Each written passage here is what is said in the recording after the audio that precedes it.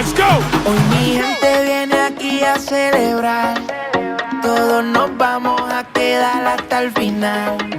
Digan si sienten el amor que quieren dar, como una ola que nadie puede parar.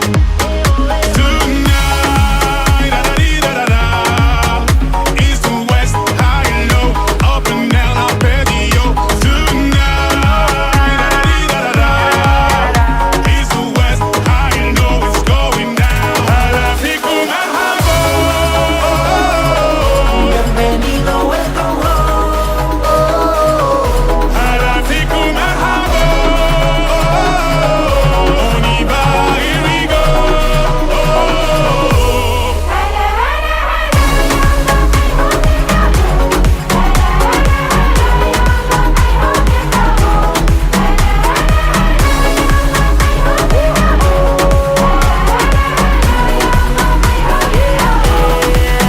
C'est toujours quand on pense savoir tout fait, tout dit, qu'on réalise que le bonheur est dans des choses bien plus subtiles.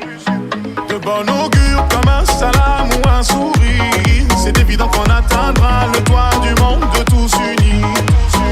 Tonight, da-da-dee-da-da-da, east to west, high and low, up and down, I'll pay you. Tonight, da-da-dee-da-da-da, east to west, high and low, it's going down. هلا فيكم مرحبا. Bienvenido, welcome home. هلا فيكم مرحبا. On y va, here we go.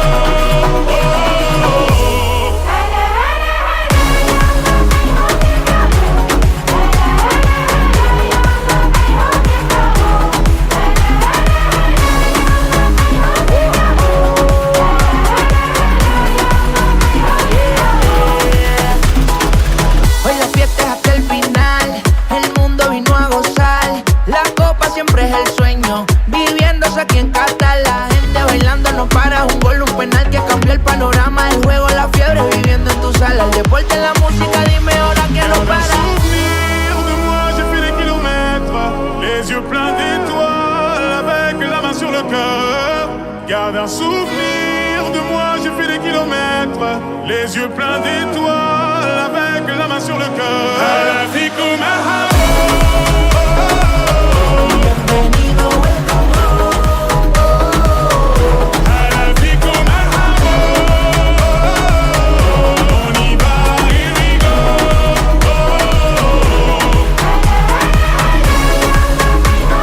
The beauty of it all is that there are many stories that could be told, but we don't know which one will be written.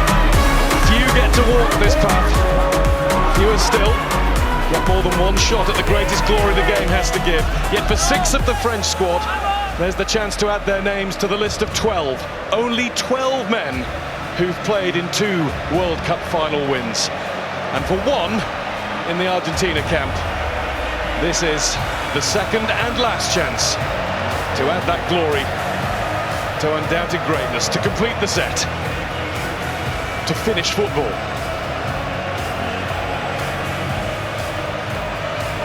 Before the drama starts to develop, and it already has been doing for some time, thanks to mainly the Argentina support in the crowd. We will stand to observe the national anthems, which can sometimes stir the blood just as much as the match itself. أرجنتينا أصحاب السمو والمعالي السيدات والسادات برجع الوقوف في حال القدرة للنشيد الوطني للأرجنتين.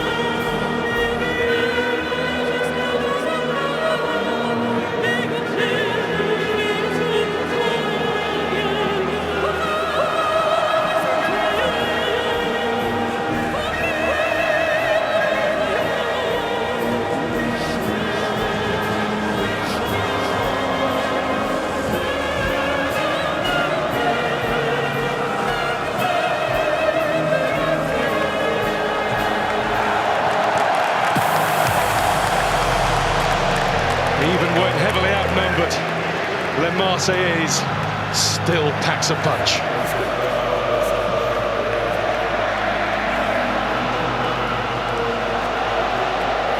Familiar figures, one and all. They've become fixtures in all of our lives over the last month.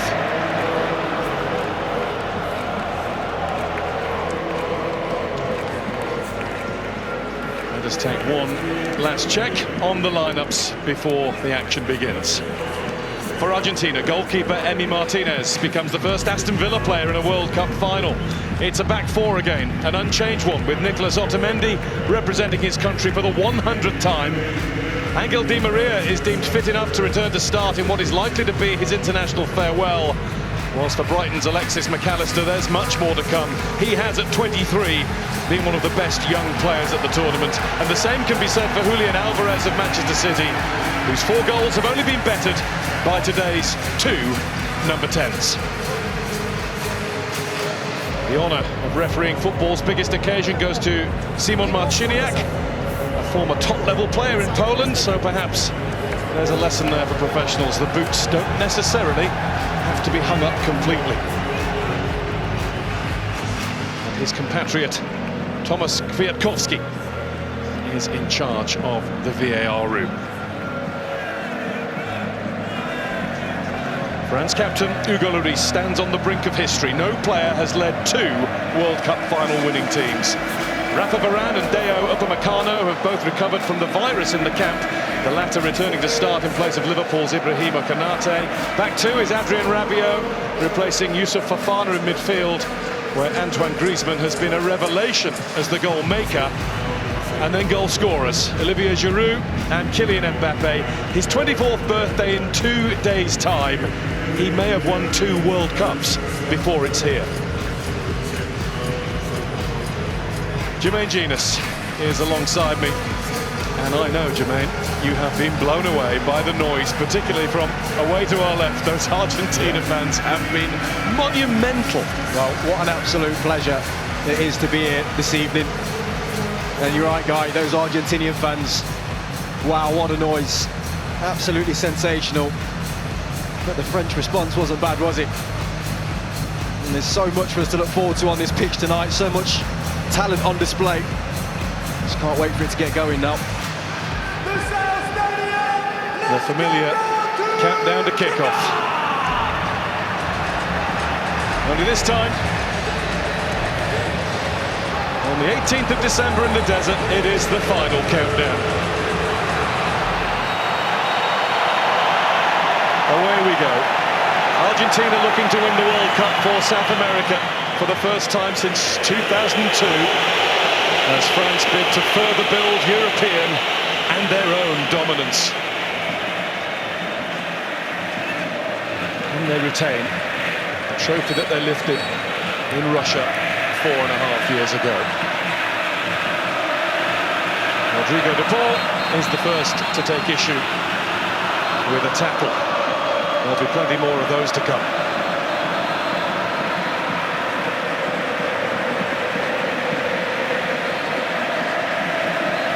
I think one thing straight away to look at with Argentina, a lot of people thought they was going to set up in more of a 4-4-2 formation with Di Maria on this right-hand side, but it looks like he's going to be up top as part of a 3 with Alvarez and Messi.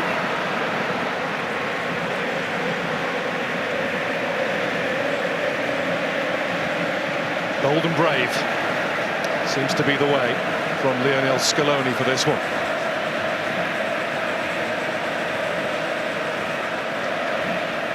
There is almost sure to be an essence of feeling each other out in the early stages.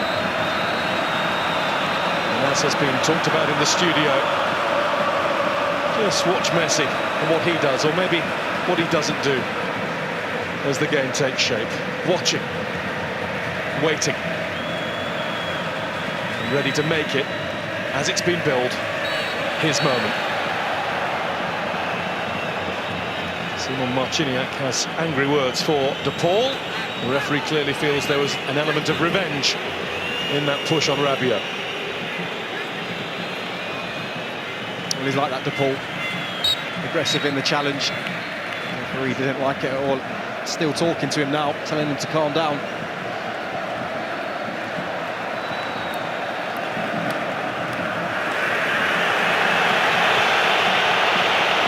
A huge roar greets a mere throw-in for Argentina. Messi on the ball. Di Maria having a look before delivering. There's De Paul. And again from Messi. And he tried a little lift in for Alvarez, who was offside. But he made Hugo Lloris register his first bit of work for the night. Yeah, he was offside, but a couple of little insights there as to what Messi gives you early on in this game, popping up in little pockets of space that, in particular between Upamecano and on this left-hand side, Hernandez are going to have a real think about who goes in there to deal with him.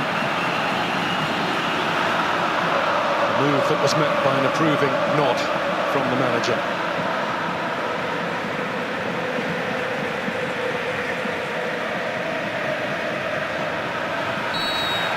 Commanding header, but the referee is unhappy with. Upamecano straight away over the top of Messi. Yeah, don't mind this from Upamecano. Let him know you're there. He has just lent on him a little bit too much. Deschamps, I don't think was happy with the free kick being given. Only 3 have won the World Cup as players and manager. He's one of them, along with Franz Beckenbauer and Mario Zagallo.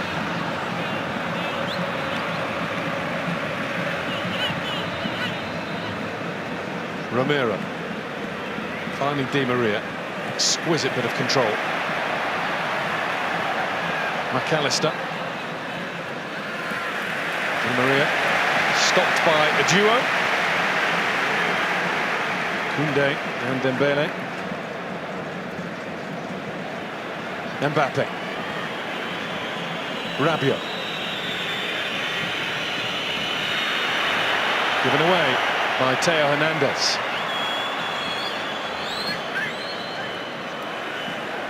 Koundé just enough on it to find Dembele. Griezmann. Nice flick from Alvarez. And Lloris watched it all the way into his clutches as Alexis McAllister let fly. Yeah, well, the French have started the game poorly. Too many loose touches. Argentina just picking up the ball. McAllister on that occasion, good strike on goal. Just need to settle down a little bit, this French side.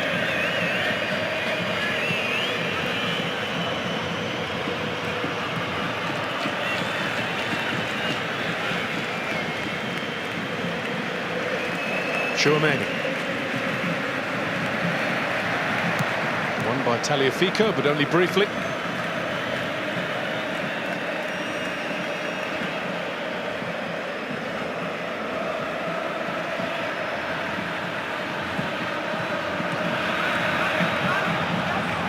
Hernandez. Forced back. Not in complete control.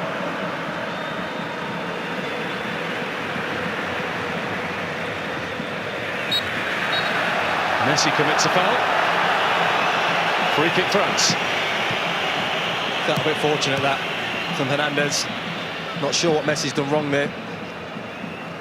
Kind of already going down. There's a strike from McAllister, moving a lot as well. Lloris did well to hold on to that. It wasn't curling, but there was a fair bit of wobble on it. Yeah.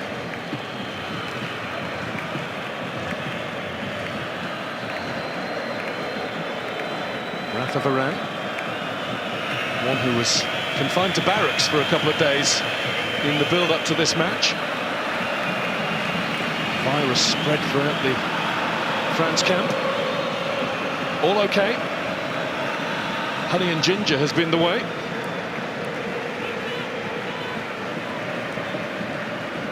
Griezmann. Chouameni.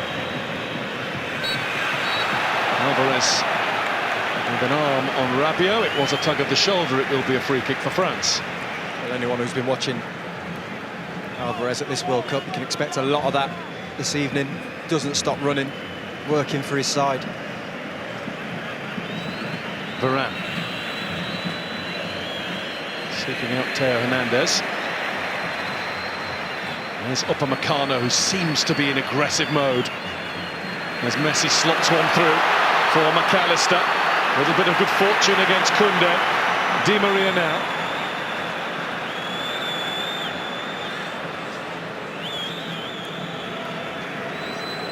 Fernandez loses possession and wins it back.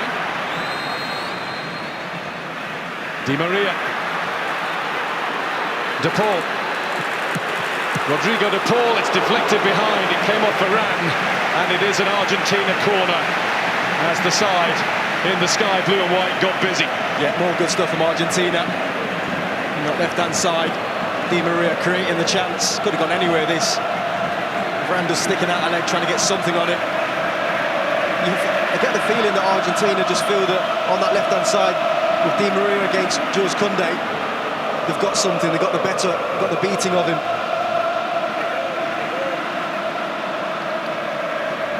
His delivery.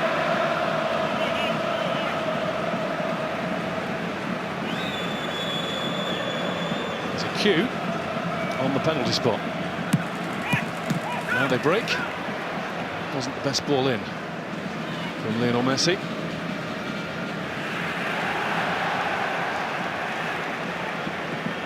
De Paul, that's a better one. Up in the air, but not away, and Lloris has decided to stay at home.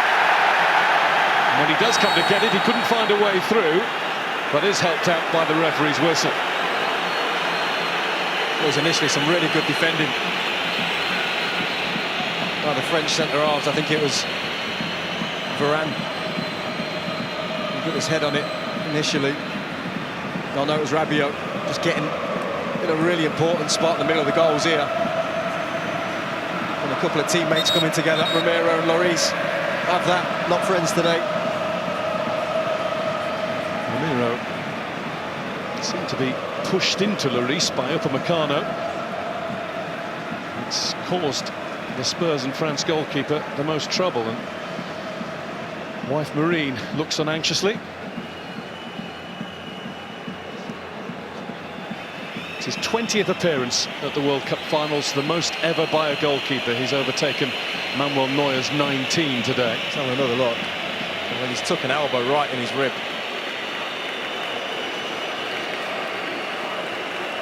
And as he'll know from Tottenham training, Christian Romero's pretty solid. He doesn't mess about. You're right, though, there was a little nudge from Upamecano into him. So this isn't anything too serious. I don't think Romero minded that. He was looking at Lloris anyway. Yeah. Ginger and honey won't sort this one out. Didier Deschamps has his first lengthy conversation with the fourth official, who is Ismail El Fat of the USA, but Morocco-born. What a good tournament his nation have had. Or his birth nation. Incredible, brilliant story, wasn't it? And Lloris will be okay to continue. Just don't make him laugh for the next few minutes. Just making the point to Mr. Marciniak that he thinks there was a little bit of foul intention about it.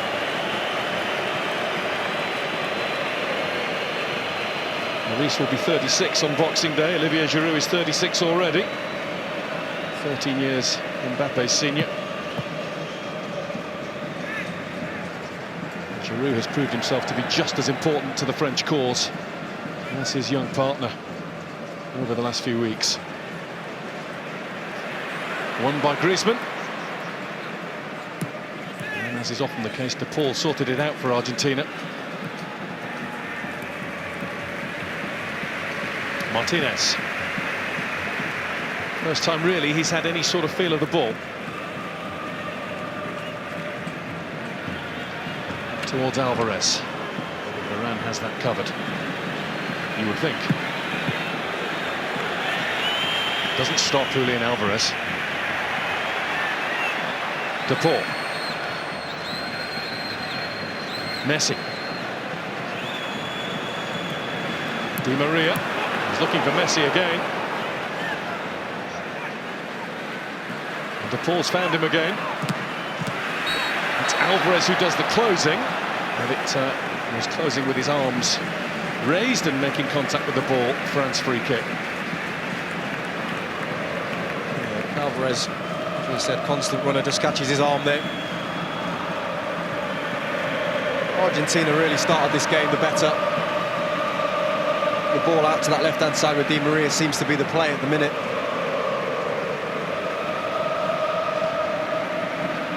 He might not quite have the legs of yesteryear, but as we've seen in a few touches already, the first-time control is still exquisite.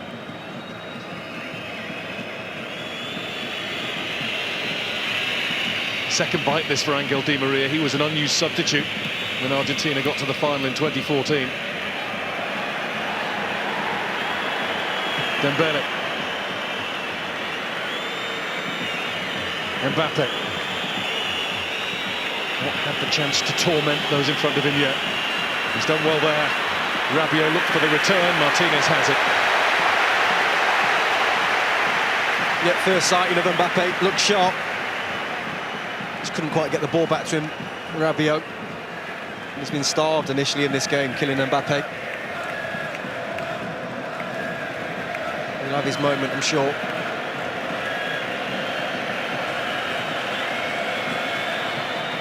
Romero.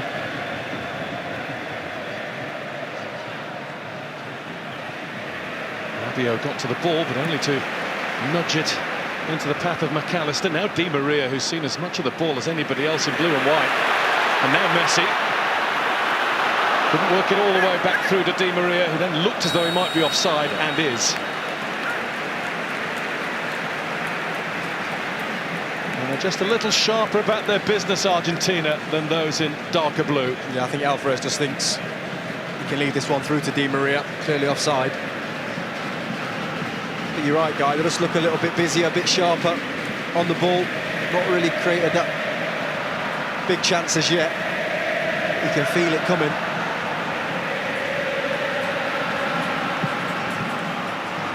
FIFA world rankings are anything to go by, and they usually aren't. It is Argentina ranked 3 in the world against France ranked 4, and yet France made marginal favourites by many pre-match. They just look a little bit sluggish in this game. I know there was talk about a virus in the camp. Whether that's true or not, but the touch just isn't quite there at the minute. They're getting caught on the ball. I've no doubt they'll work their way into this game, but it's been a slow start from them. It was Otamendi and Di Maria had to work to keep the ball in.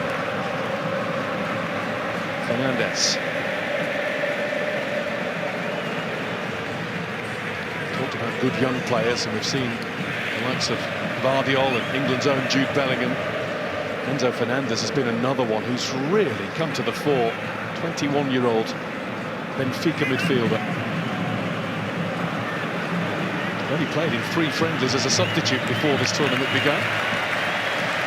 And he must have a bright future, because Benfica have given him number 13, that once belonged to Eusebio.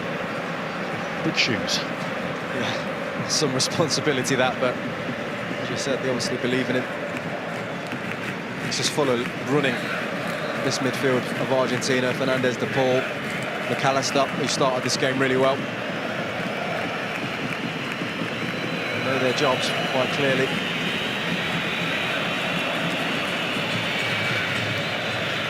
France could maybe do with a spell of passing, but Theo Hernandez has been guilty more than once of losing possession. Pulled back by De Paul, missed by Messi. Di Maria got it at the wrong time, right underneath it as it bounced up. It's just bobbling, isn't it? Again, France giving the ball away. He just keeps himself onside the ball. It's a lovely cutback. Messi couldn't quite get on it. And he's bobbling into Di Maria. You can see he's really concentrating to try and keep it down, but on his weaker side, just couldn't quite make it happen. They're turning the screw, aren't they? And Messi, a lot more involved in the opening 17 minutes than he has been in many games at this competition. Well, they're winning so many second balls, Argentina, and he just sits in that little pocket of space in front of the back four, so when they win it, he's just, first pass into him, he's free every single time.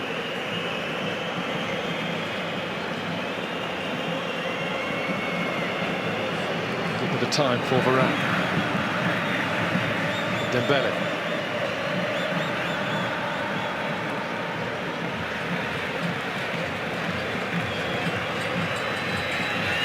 Mbappe. Followed very closely by Nahuel Molina, the Argentina right back. Yeah, he's got the support of the Paul in front of him as well. Don't be surprised to see Mbappe drift into central areas if that continues. Returned to Dembele. He's got a French throw.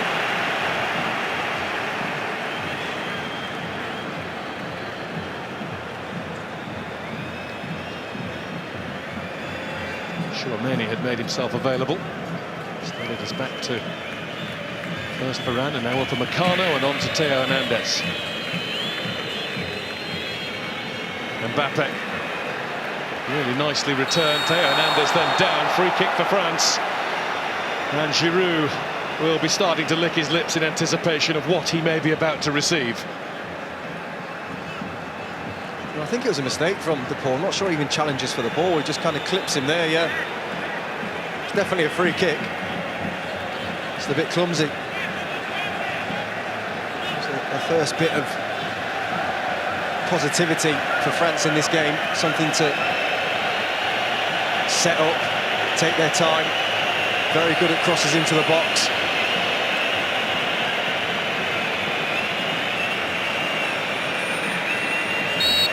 Griezmann will clip it. We can see where he's going to be aiming. Right into that spot. Over the top of everybody came Olivier Giroud with a little too much vim and vigour. Well, he's given a free kick, the referee. Let's have another look at it. I mean, Giroud just seems to attack it. Nothing but his eyes on the ball, in fairness to him. He's climbing over a few bodies, but it would have been a fortunate free kick to be given. I suppose the idea was that he jumped early and stopped Di Maria getting off the floor. Yeah. There was only one winner in that contest anyway.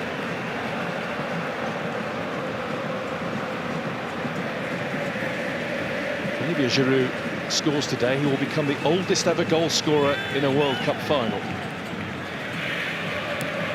Incredible career. It really is. Still be doing it. The top level at his age is a different class. Current holder of that, and for a long time has been Nils Lidholm of Sweden. He scored his goal in 1958 before he turned 36.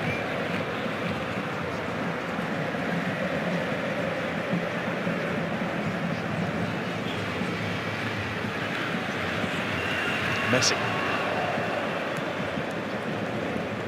Molina does like to get forward, and De Paul, as Jermaine has said, on that side enables him to do that.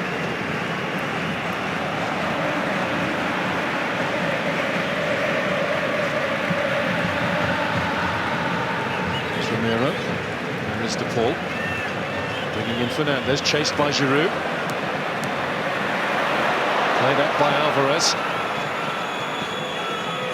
Di Maria, lovely swivel of the hips, and down goes Di Maria, penalty Argentina.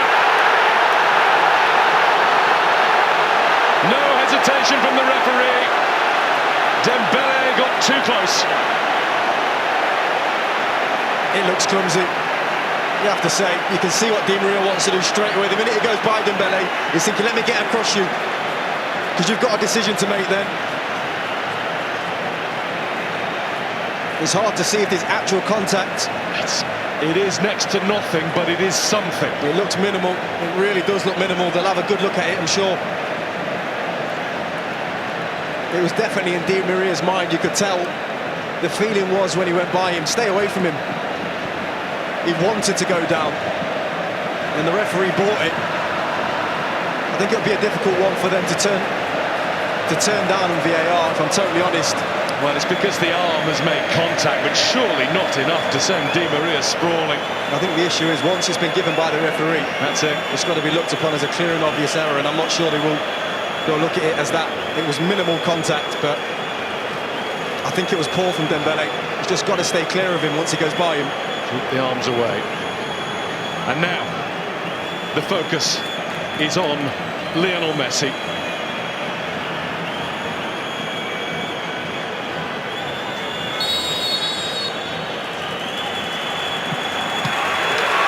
Messi scores!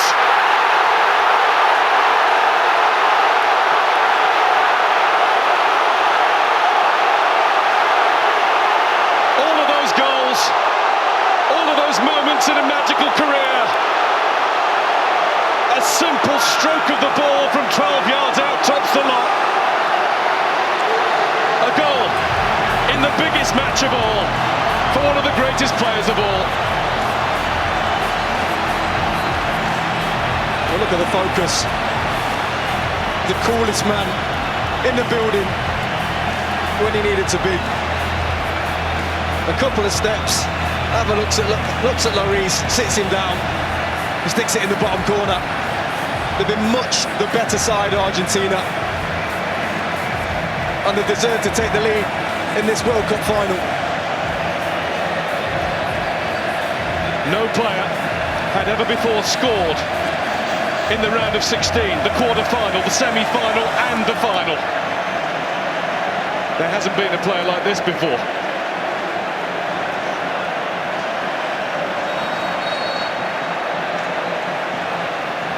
Argentina 1, France 0. Well, it was the wake-up call that the French needed. They've not got going since kick-off. We felt like something was coming. That left-hand side, we spoke about it early with Di Maria. Just that feeling that he could get the better of Jules Koundé. It ended up being Dembele that he gets the better of, but so far for Scaloni, could not have started any better. Mbappe. Time for the other 10 to try and get into the match a bit more. Soft penalty, harsh penalty. But Dembele paid the penalty for being beaten so easily by Di Maria's movement. Yeah, he sold himself completely. He's got to stand up and defend much better. Dembele up against it now.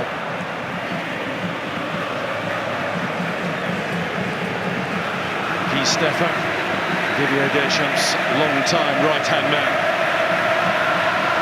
And a few words by way of response there.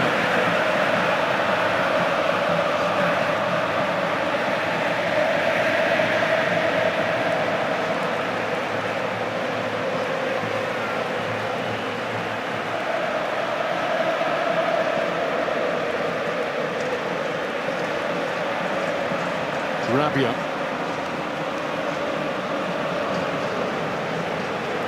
Back to the semi-finals, and France did not have it their own way by any means against Morocco. Again, look at that. It's just every time France have the ball, there's a lot of standing and watching. There's no movement. They're moving the ball too slow. The passes are too straight. It's so easy for Argentina to defend against. There's Giroud. He's down. Free kick for France. It was Romero with the tackle. Back to the quarters against England too. They were not exactly in full free-flowing style in that one either, but they found a way. Now they have to find a way back. Might start here.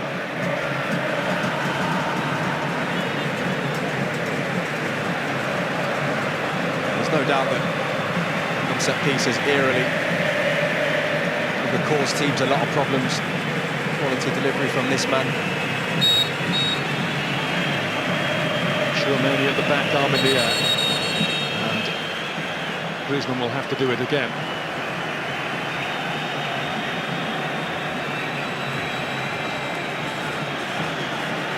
Down went Fernandez. He's holding his eye. Not sure what's happened here, but doesn't seem happy, Fernandez. The referee's sorting out the melee. It's nothing. It really is nothing. Absolutely nothing. Take two, Griezmann. Same routine. Up goes Theo Hernandez, and he's gone down on the edge of the box now. The referee has given that one to Argentina, and it looks like a clash of heads. He's calling for immediate attention. Hernandez is holding his ribs. Messi down holding his head. That's why. It's Hernandez's hand. It's Messi in his head. Thankfully, Messi's up. Seems fine. I think Hernandez seems okay as well.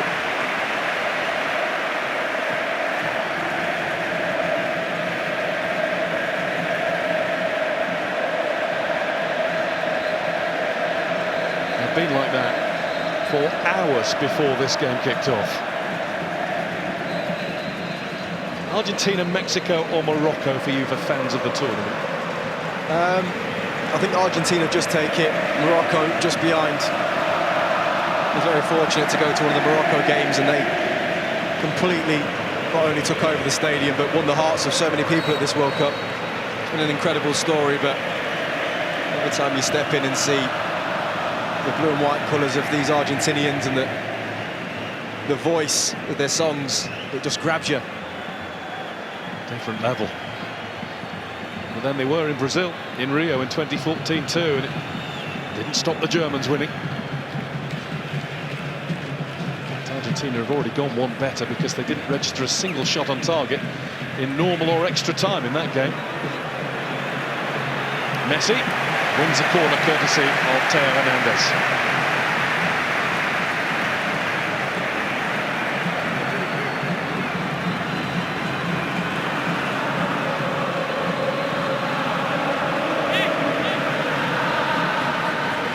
At the other end goes up a notch once more.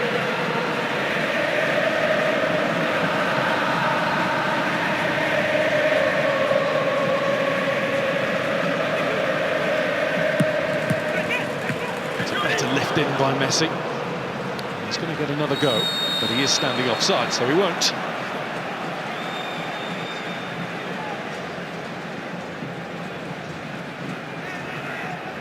Good defending from Giroud at that near post, because a difficult one to deal with, because it was low. It wasn't really at the height for him to go and attack. Any little flick or nick at that near post is a massive problem. So it was a big header that was needed.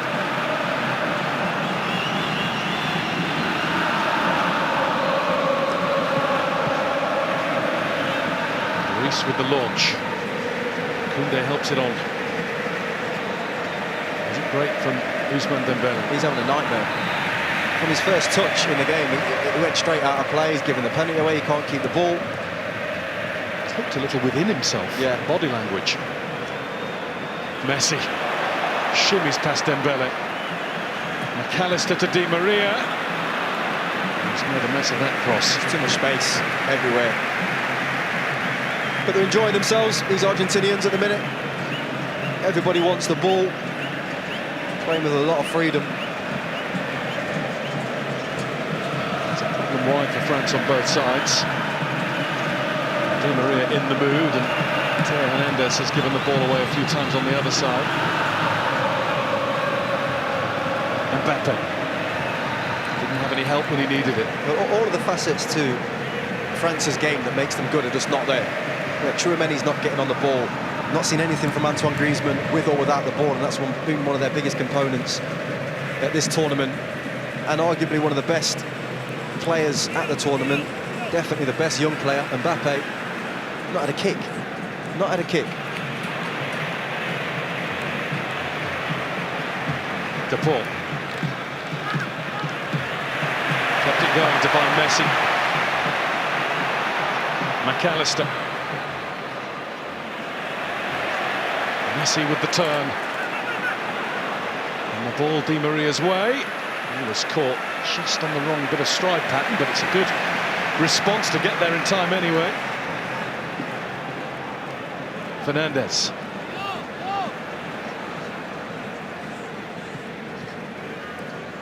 Alvarez.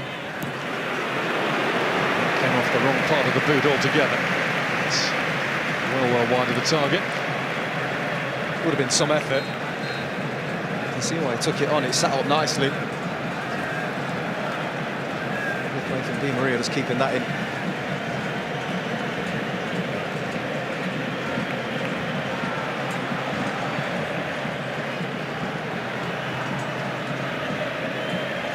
.32 minutes in.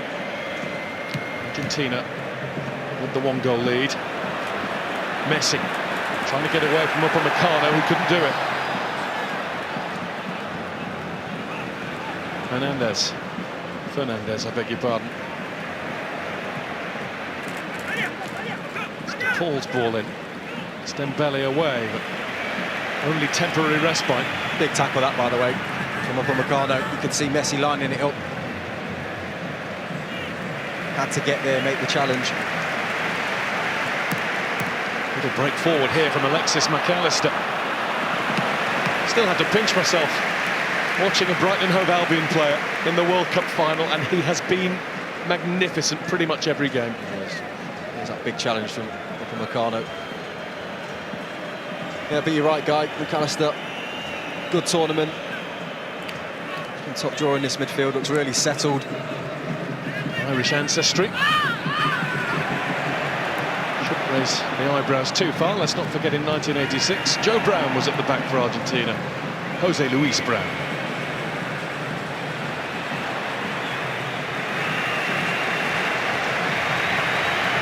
Molina.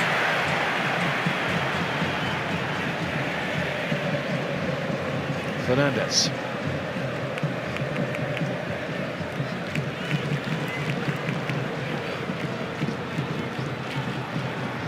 '86 was the last time that Argentina got to call themselves world champions.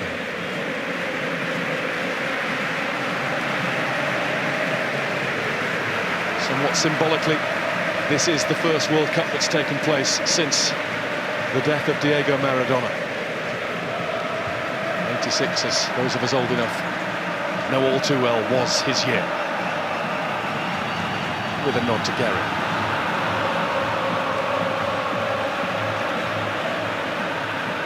Messi. Di Maria.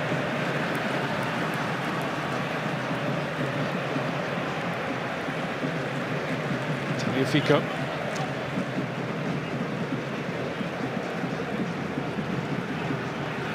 Left-back retaining his place despite Marcos Acuna being available again. He's started more games at the tournament. Fico did really well against Morocco, defensively and pumping up and down that left-hand side. Yeah, he's already started to venture, get forward. Another option down that left-hand side. Something more for France to worry about. They've got bigger problems than that. They can't get themselves out of second gear. That might help France. A bit of a misjudgment in the pass from Romero to Molina. Romero then beaten by Mbappe, just left a little bit on him to make sure he couldn't complete the job. Nice though from Mbappe. It's a little warning sign. Messi turns it out to Alvarez, who gets it through. And that's McAllister looking at Di Maria.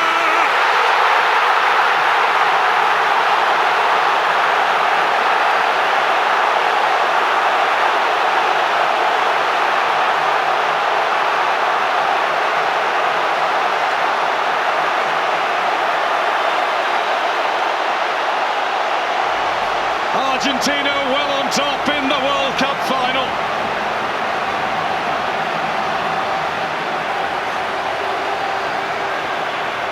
And all the boys of yesteryear are up celebrating that one.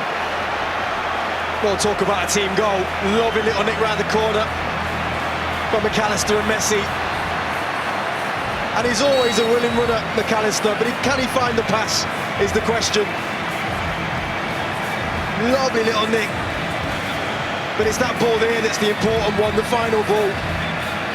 Look at his eyes, the concentration from Di Maria. Almost bounces it into the ground over the keeper. A complete team goal for Argentina. One they thoroughly deserve. And they're in dreamland. And so are they. Do cry for me, Argentina.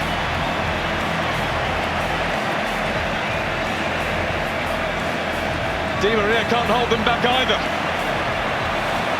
A goal made by the boy from Brighton and scored by a former citizen of Paris. Argentina 2, France 0, absolutely merited. They won't believe what they're facing at the minute. They've been brilliant, Argentina, but there's no way they expected a game like this. The lack of intensity from France. It surprised me. There's no doubt down there on the pitch they must be in shock at the freedom they have.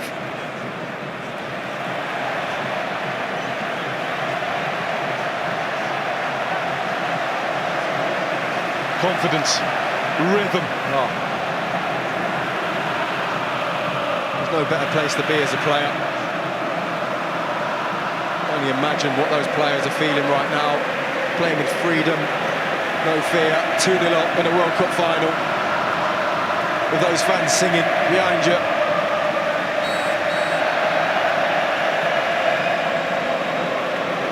Barge into the chest of McAllister, courtesy of Koundé. More a collision, couldn't have done much about getting out of the way. What about his part in that goal, McAllister? He nicked round the corner and then he's off. No one can catch him. He's been building over the last couple of years and then he's sparked into life at the start of this Premier League season. 4 goals in the first 6 games for the Seagulls. He's come of age in Qatar. He's enjoying company of the highest order. And at home in it.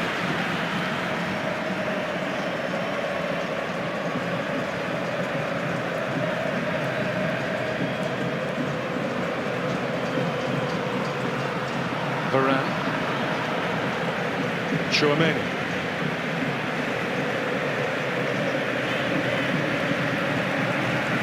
The obvious point to make is that France absolutely must score the next goal in the game. Getting killed in midfield, France. It's the overloads. You know, Messi dropping in. The quality and the running power of DePaul. Just something not right in that France team at all. And the way that it's gone so far, Emiliano Martinez might as well have watched it with us.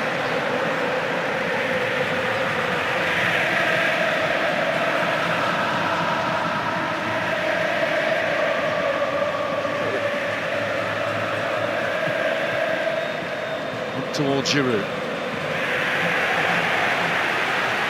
That's all it was.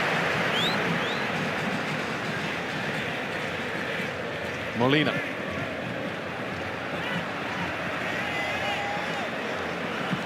Giroud makes Ramiro hurry a bit. Oh, that's a ball that was. Intentional? Don't think it matters now, does it? Di Maria. He is on it. He's the man that got this going for Argentina, because he scored the winner in the Copa America final last year, which ended their long run of international drought. Now look at this, there is a double change being made by Didier Deschamps before half-time. Dembele is off, and Giroud is going as well. Giroud, who had been troubled by a problem with his knee that caused him to sit out a bit of training over the last few days. So Kolo Muani is on, who scored 44 seconds after coming on in the semi-final. And Marcus Thuram is entering way before he anticipated doing as well. I don't blame him at all, Didier Deschamps. He's looking at the same thing we've been looking at. A team that's non-existent on the pitch, obviously struggling with something. As a group, they were carrying one too many, in my opinion. Just got a glimpse of Yuri Djorkaeff and proud father Lilian Thuram in the stands. Now normally you'd be beaming, your heart would be bursting seeing your own son get on in a World Cup final, but Lilian Thuram will be a little more concerned about the scoreline right now. Yeah, but I think from a France point of view, if these players are fit, then they're going to be much better off.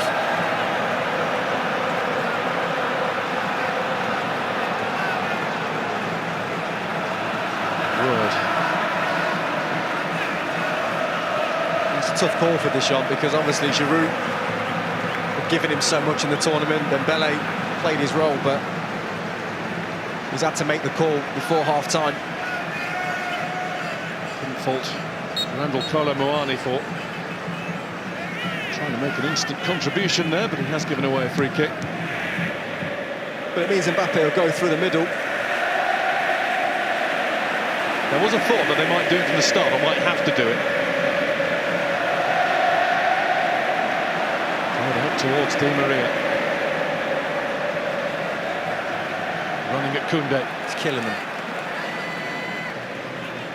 Koundé can put a star on his chart this time.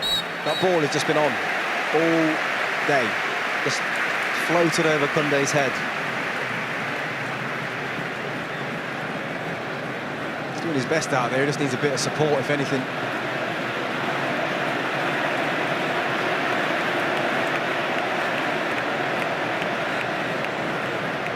Di Maria is leading the way.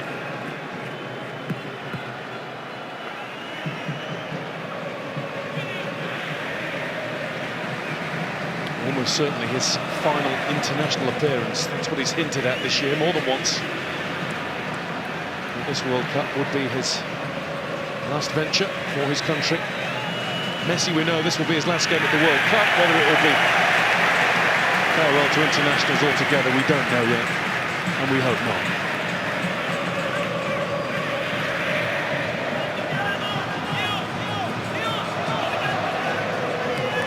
Upamecano.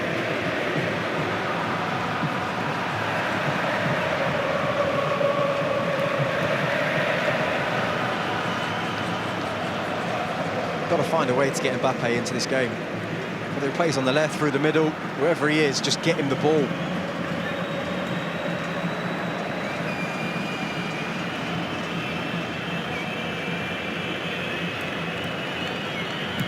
Hernandez. Mbappe, that was a rash attempt to get there first from Romero. I think the foul has been given for the earlier challenge on Hernandez, actually. I don't think Romero touched him. No, by luck rather than judgment. I think definitely by luck. He needs to calm down.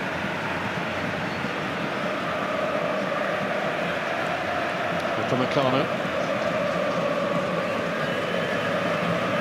Koundé.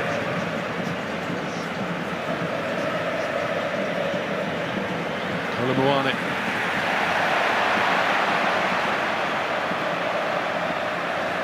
He's the substitute again. And he's trying to do what he's been asked to do.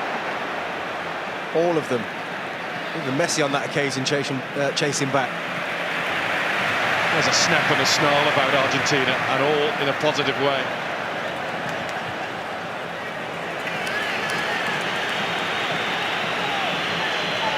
Watching there, as 7 minutes of additional time is indicated to be added. Just looking at De Paul, who just little things to get an extra advantage, was having a sustained word in the ear of Mbappe just as he walked past. I think he was the one at 2-0, just as before kick-off, was screaming and shouting at his teammates, keep going, this is not enough, you could tell. For Di Maria that time.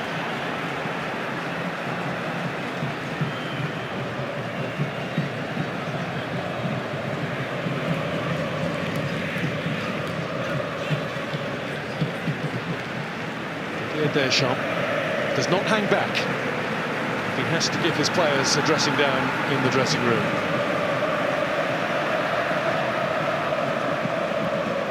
The language will be a little bit ripe in there. I'm not sure he'll need to. These are experienced players, some world champions in this group. I think it will be said themselves. They know they are nowhere near where they need to be to get back into this game. Thuram.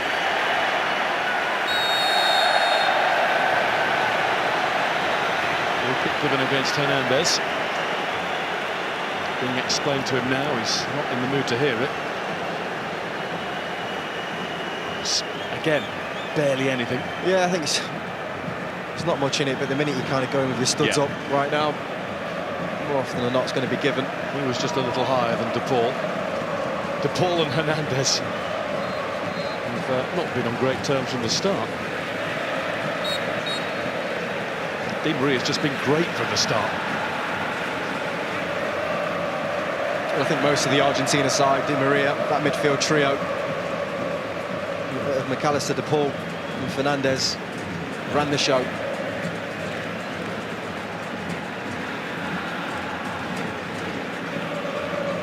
A note of caution.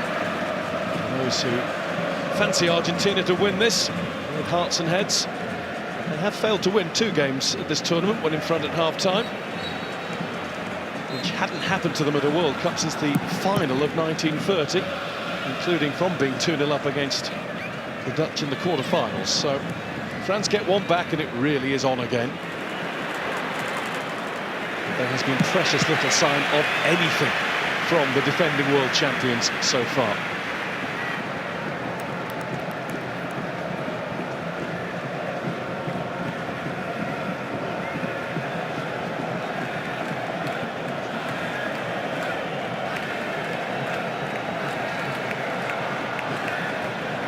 Despairing call of Allez les Bleus, if you can just about make it out. Mbappe asks too much of himself against Romero.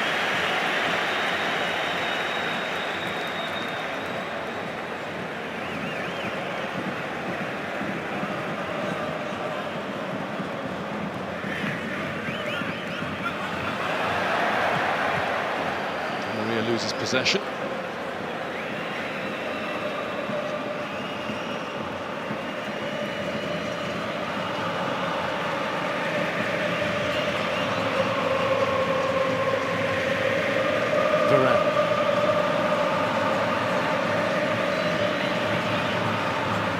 Upamecano.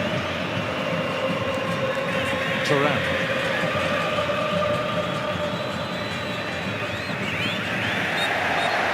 Challenged by Molina. Cost of a throw, not the free kick he was craving. The figure of Lionel Scaloni. He's marching up down the edge of his technical area. Constantly in communication with his players. Deschamps has a rather different style.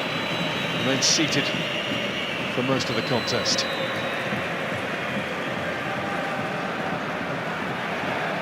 It's a good challenge. Griezmann, though, is beaten to it by the secondary challenge of Fernandez. That's exactly what they've had the whole game. Argentina backing each other up. Huge discussions at half-time for that man. Can he get his team back into this game? He's made a couple of changes already. And famously described as a water carrier by Eric Cantona, no less. Michel Platini once wondered if he'd been blessed with holy water. Such is his success as a player and coach. But I'm afraid in this first half his team's been treading water. Seen it all as a player and a manager. You need every single ounce of that experience. Griezmann. Which way? Argentina's way. That's been the best part about Argentina's game, you know. You can say what you want about the great goals, some good play, a couple of nutmegs here and there, but that intensity they have without the ball, it's difficult to match.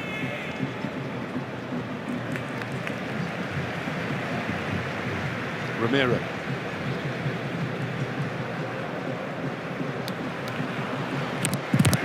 Did too much on that for Di Maria. On the mic.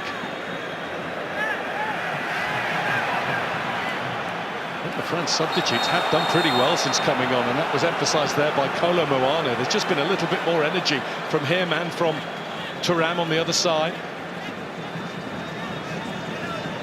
And the cards out here because despite the fact that Enzo Fernandez is down, it is going to be a French free kick, and when he's back to his feet, he will get the booking. That was brilliant from Kolo Muani because he was under so much pressure.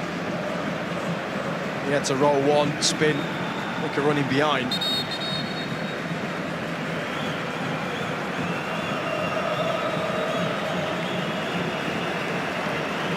I thought he was trying to swerve the yellow card. Caution is confirmed, and that's the 7 minutes up, so it's under the discretion of Simon Marciniak now, and it is that fabled good time to score.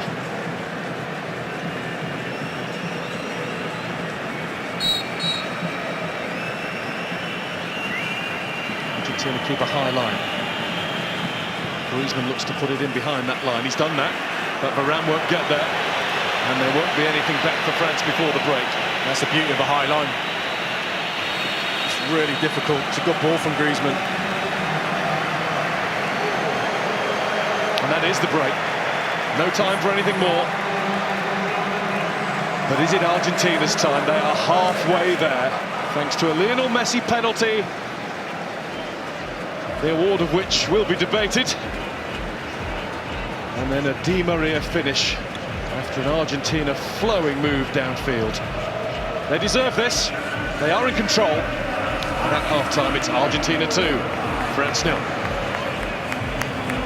Well, what a one-sided first half that was in a World Cup final. France didn't manage a single shot at goal at all. Kylian Mbappe didn't have many touches in that first half. Can he turn things around in the second? What a first half performance from Argentina. Sensational. They've been from the very first minute. They went after France. France couldn't cope with it. It didn't look as if they had any legs at all. You're looking to your players, your teammates, the fans on the big occasion. You're saying, what have we got? Can we turn in our very best performance? And Argentina have done exactly that. Great credit again to the manager. Made another decision, bringing Di Maria back in, and he's been the best player in the first half. Rio, extraordinarily one-sided, really. I mean, France looked flat. I don't know whether they've had a virus in the camp. We don't know whether that's affected them or not. But yeah, put that aside, Argentina have been excellent. I think tactically, Scaloni's got it spot on. The four in midfield outnumbering the French three in there. We've added another one in there to make it 5 with Messi. They're just bullying them in there. They're far more aggressive. The tenacity, they look hungrier.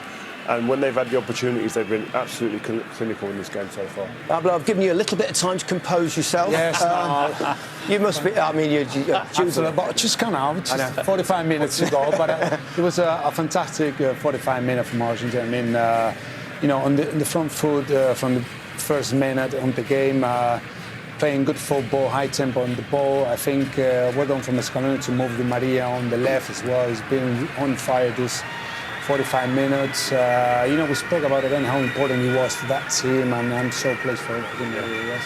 Okay, let's run through the penalty decision. There's an element of doubt as to the contact, Alan. No, it was a penalty for me. I think you've got to look very closely to spot it, but there's definitely contact. He's running at pace. He finds himself in space there, Di Maria, against Dembele, who had a really poor half and of course was taken off. I mean, he should never ever get turned like that. He's trying desperately to get back in, but if you just watch Di Maria's... Thank you, Gary. We will do our level best to match the levels of our Argentinian colleague in the first half. I'd love to have a go at a goal call like that just once. Do it. Maybe not. We've swapped shirts back. Jermaine's didn't fit me. And we're all set to see if Argentina can continue where they're left off in the first 45 minutes, and perhaps more importantly, to give us a proper spectacle to see if France can rouse themselves and hit their previous heights. No further changes made during the half-time break. So just those 2 changes that were made towards the end of the first half by Didier Deschamps. He was not hanging around.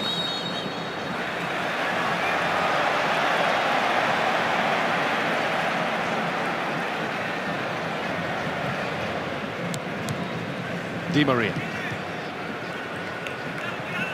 The studio were rightly singing his praises at half-time.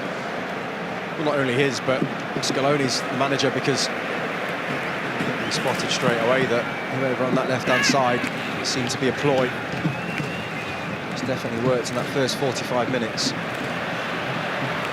Messi, a little dip to get to the ball. Alvarez, who will get to it again. To Paul. Back with Fernandez. And Lloris had to come and get it. And he came and got it a little belatedly, but at least he got there. Well, he can't believe it, McAllister. I think he almost stops his run. You can't really see it in those pictures, but he was in. And that one's out. To a huge cheer from those Argentina supporters. the start what Deschamps would have wanted, after what I'm sure was some harsh conversations at half-time. 45 minutes this French side, they're in the game of their lives. They need to try and find something. It's been a programme on BBC iPlayer called How to Win the World Cup, in which we got a glimpse of some of the ways in which Didier Deschamps speaks to his players as a group. And as we have seen in that, he doesn't mince his words. It's just whether those words can have effect now in the next 45 minutes. From what we saw in the first half, it must be reasonably clear that whatever it was, the bug that went through the France camp, it's had some sort of effect on them. Yeah. Does not seem right. No, it's clearly an energy issue. Just can't get going.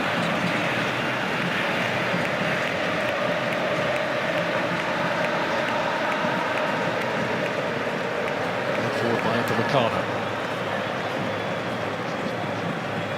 Martinez says, leave that to me.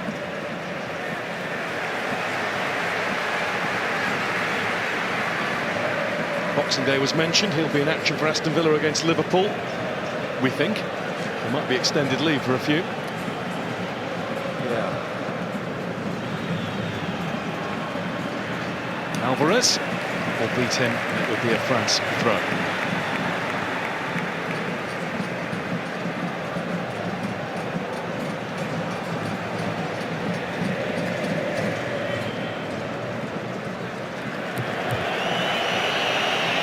Goes Argentina's way.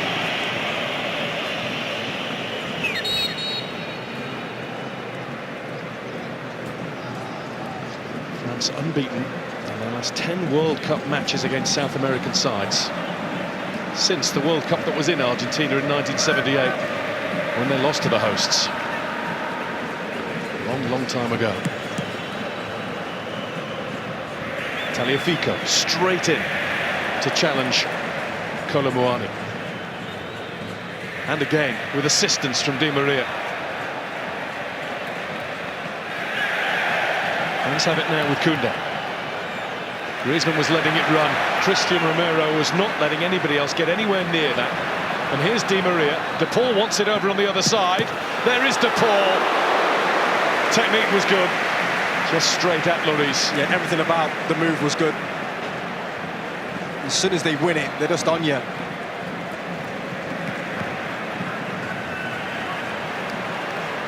Mbappe might have to do this on his own.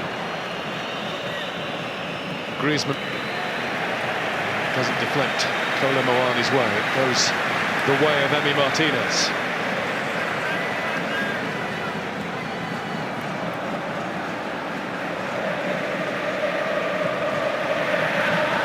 Molina.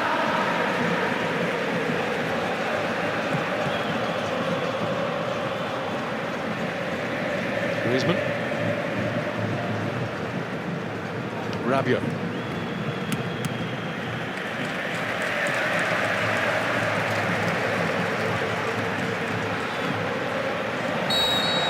Technique from De Paul. Does well to keep it down.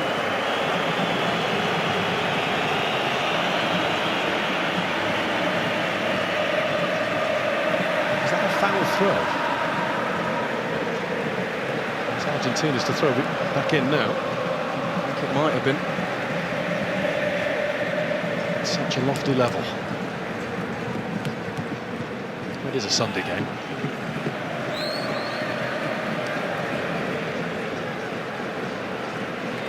Otamendi, the general, at the back for Argentina. What a match in which to bring up a century of appearances for his country. Made a mistake there, though. Colomboani was quickly in on him. There's Mbappe. I think he's got the corner, hasn't he? He has. He's done really well to get the corner as well. I think it was Fernandez backing up his man. Otamendi who made the mistake.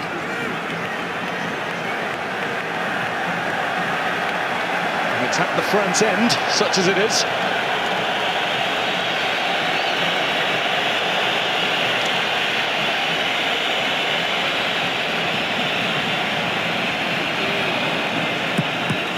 Griezmann, and Martinez makes that look as though it is the easiest job in the world. And took it well. Need to get back, folks. Di Maria. That's a good tackle. Teo Hernandez stops DePaul from delivering, but can't then kick the ball in afterwards.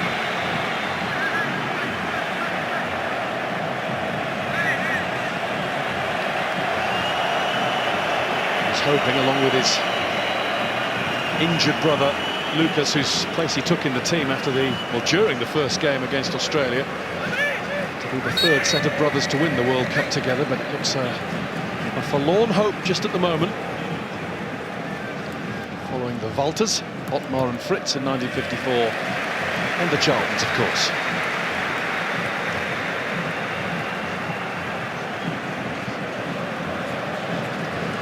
Argentina corner, not in any great rush about it, even at this relatively early second-half stage.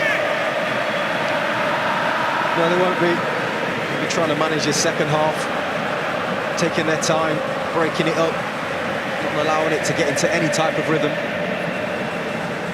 Just do what suits you at this point.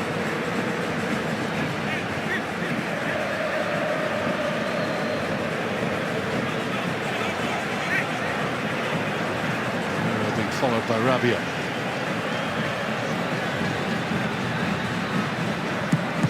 It comes from Messi. Griezmann was stationed.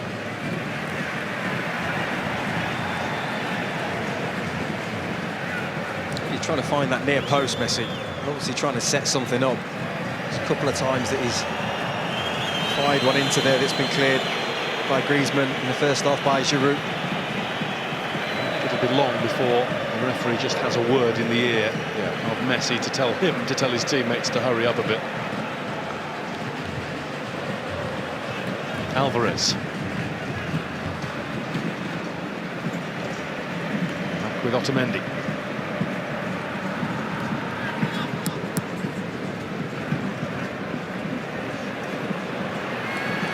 Long way from goal there, Martinez, and he's made a real hash of it. Wanted to get involved a bit more. Up to Meccano. I think they're the risks that you take when you start to kind of like slow the game down already. Argentina just need to keep doing what they were doing. Just keep the intensity in the game, keep pressing, keep winning that ball back.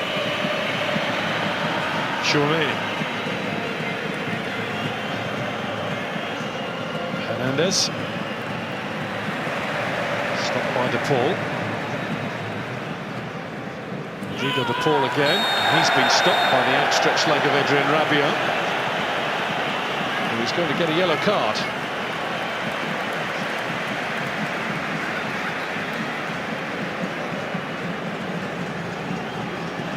He's saying he got the ball. Not sure you did. He's nowhere near it. No. Bad challenge. Right. He maybe just got a little nick of it, but not enough. That's no matter. Still down DePaul.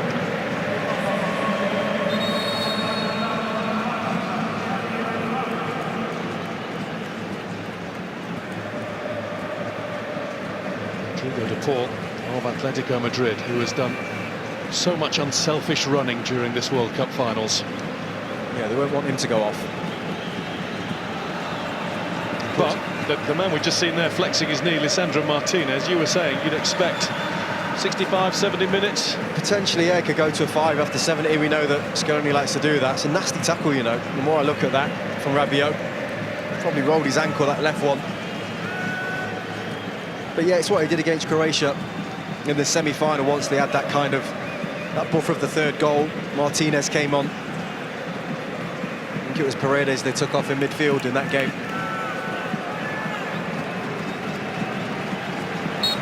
Ball is upright and will continue.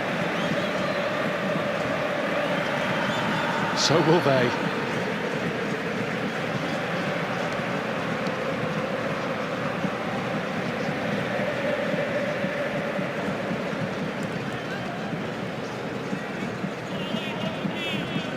Romero.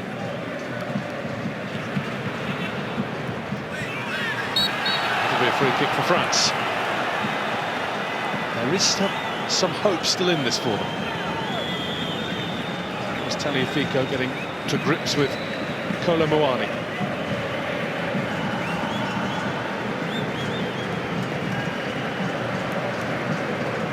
France must get the ball to their number 10 a whole lot more than they've been even close to doing in the game.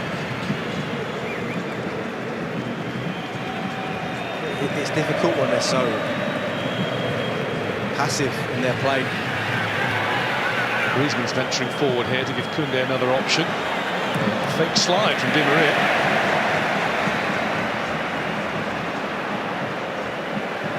Muani stopped as he threatened to enter the penalty area. The challenge that was. Tagliafico fully committed. Koundé. Muani with the touch back. Rabiot even further back to Varane. Varane is going to have to go all the way back because of the pressure that was applied by Julian Alvarez.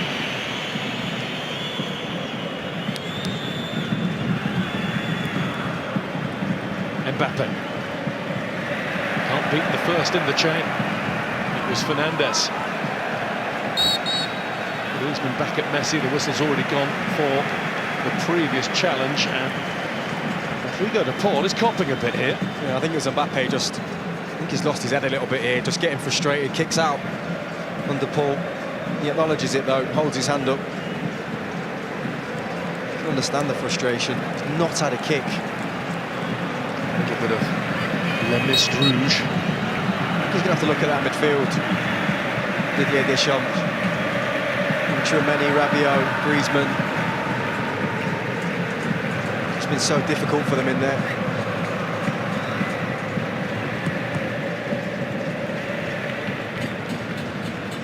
Koundé. Di Maria, advantage is signalled. There's Alvarez. And Lloris felt that he had to get down at that post. He wasn't sure whether it was sneaking inside or not. It's always going to be tough though, from that angle, to beat Lloris.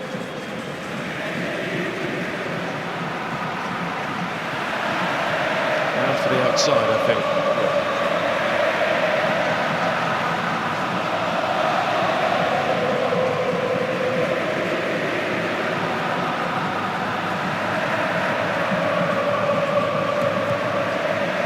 Towards Mbappe, surely offside, and the flag is now raised. I mean, even if he's not offside, what's he supposed to do with that?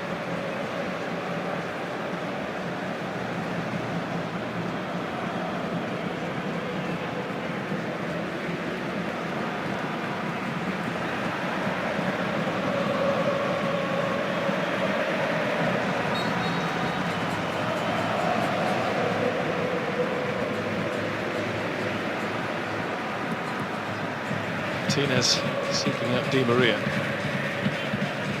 jumped a little early, but held his lead. Di Maria. Di Maria's slaloming his way at Koundé. It's a lovely ball. It's brilliant control, but the finish is wide from Messi. Big tackle, I think, from Rabiot. I think he just gets something on this before Messi strikes it. Brilliant from Di Maria again. But let's have a look as he's about to strike this, Messi. There, little touch from Rabiot onto him. That's why it goes wide.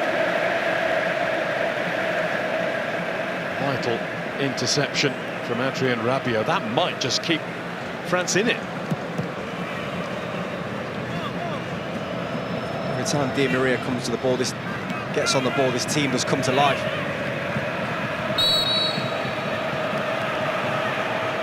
Jules Koundé is a centre-half, really, playing right back. It's a torrid evening.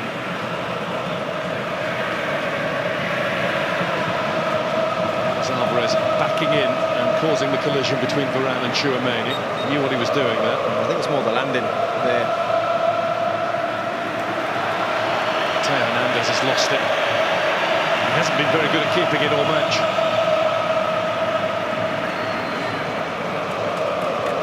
You're watching and you're trying to find something positive within this France side, but there's just nothing there.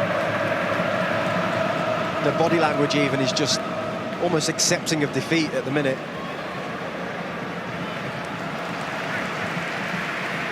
That's gone their way.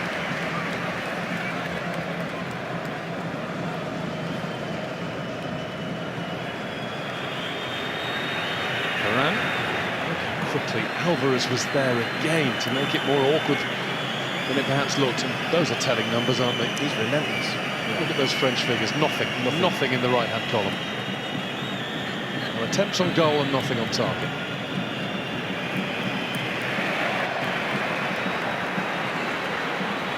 Thuram finds Griezmann.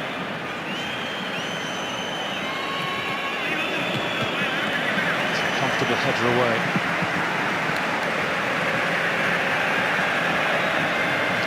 Were the third from Spurs to play in a World Cup final following Hugo Lloris and 20 years ago Christian Ziege of Germany. McAllister, Messi, Alvarez plays it in. Lloris gets there with the tackle. McAllister left thumping the pitch in frustration. Griezmann, free kick France there. Tagliafico's challenge. Well, they're just not getting it wrong at the minute with their passes. Argentina just cutting through France so easy. The ball from Messi spot on, and you think McAllister's going to get there. A bit of a nudge in the back. Going up on Ricardo, but gets away with it. Nice flick that from Rabiot. Griezmann wants it back. Rabiot to Chouameni. Maybe now France can ask a question or two. Koundé. Kept it in. No, he didn't. Took a bit of thinking about. Just there, just leans on McAllister. He's cute with it though. He's not too obvious, so he just gets away with it. Could have easily been given. It's as close to side by side and shoulder to shoulder as you can get legally. Angel Di Maria is going off. He's not started every game at this tournament because he has been troubled by hamstring problems this season. Hasn't played too many times for Juventus, but boy has he played for Argentina today. He has been terrific. Really has played his part to perfection. Been razor sharp around his left-hand side. It's caused France problem after problem, and getting the heroes welcomed by his teammates, and rightly so. On in his place comes Marcos Acuna. Started at left back or left wing back in the tournament, but it's more as an orthodox left winger to help Tagliafico out as well when needs be. Here's the player from Sevilla in Spain, finding McAllister. He's got through. Messi. McAllister. And Chouameni in the right place. Tagliafico. And that hit the hand of Koundé. The referee's indicated he doesn't think there was anything deliberate in that, and he gives a goal kick for France.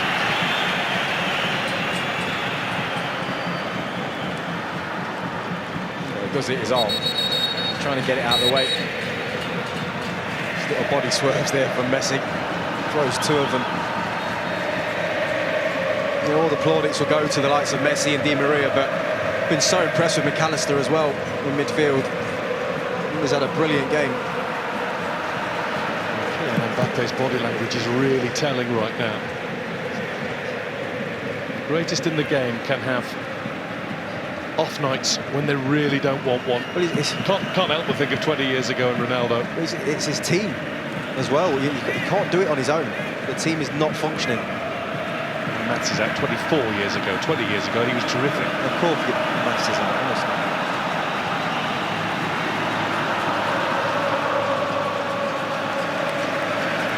Just a little bit of carelessness creeping into Argentina's play at times.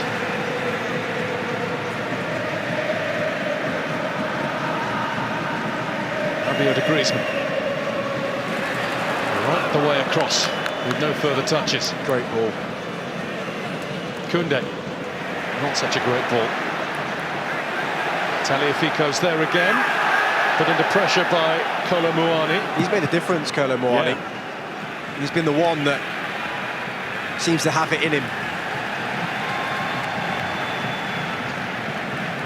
Around back to Lloris. He's been energetic, he's been fighting.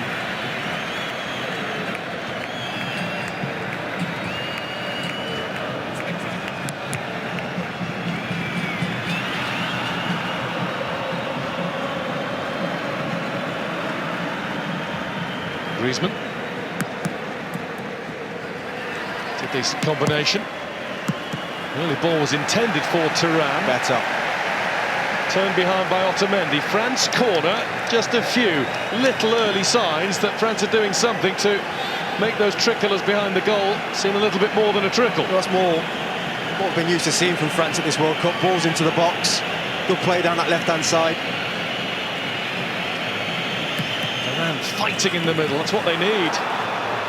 Won't get another corner though, goal kick Argentina. And a little bit of afters, Ramiro involved, he's been keen to make his mark all game. He should do better, he's there, he watches it all the way, it comes off his shoulder. With Muani. Look, right off his right shoulder.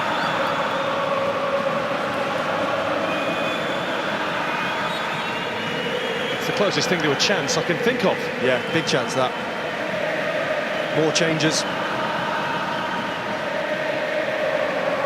Kingsley Coman, another who has been under the weather, and Eduardo Camavinga, youngest player in the French squad. Played just the one game at the tournament, and that was when Didier Deschamps altered things for the final group game against Tunisia when they were already through, and they lost that one and didn't perform. There's Rabiot. Griezmann and Mbappe had moved inside.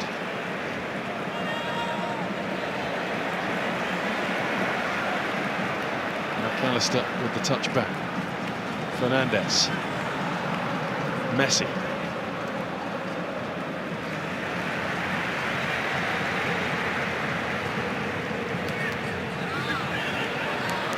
Koundé.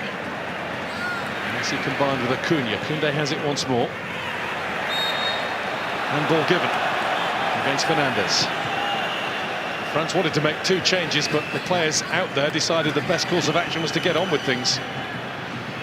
There's Hernandez, and there was Romero to rather lazily and easily stroke it away. I think they played on because they just sense a little bit of a lift in their performances of the players. And they're just trying to ride this little wave.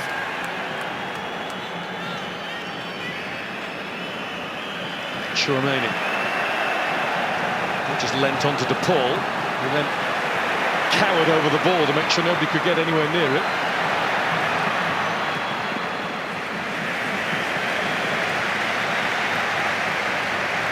Covered rather than cowered.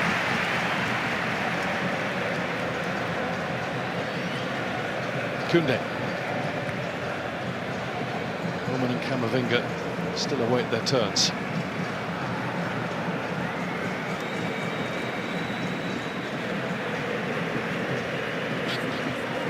Height on that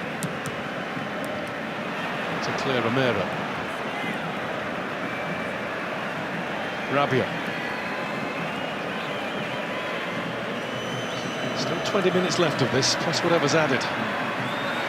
Mbappe. Mbappe with the snapshot. Just a little too much into it. Better though, again from Mbappe and France. Should be doing, I think, a lot better with that, really. Just leaning back. It's Griezmann who's come off. Theo Hernandez is making way as well. Griezmann's not been able to disrupt the play and then make his little short passes and make something happen for France in this one. Just had the best 5 minutes he's had in the whole game, to be honest with Griezmann. And he'd made his mind up, Deschamps.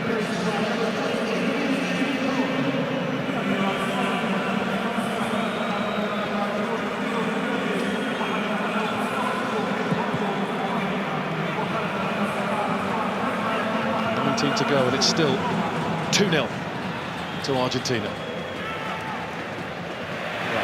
McAllister. It's the return from Acuna. McAllister once more. Messi. Listen to the applause for Alexis McAllister. Messi. That's Fernandez. Well, they're dancing now. McAllister initially with down in this left-hand corner. That was never going to go in though. Needed much more power. And the day comes, and Lionel Messi does decide enough is enough in international football. And every match, every minute more that I've seen him at this tournament, there's a case for Alexis McAllister to replace that 2 on his shirt with the 1. 20 to become 10. It's a big, big shout, but he's performing on the biggest stage right now. Wouldn't surprise me either, I have to say. Special, special talent.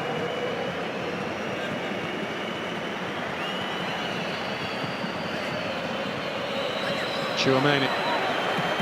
Cleared by Tagliafico.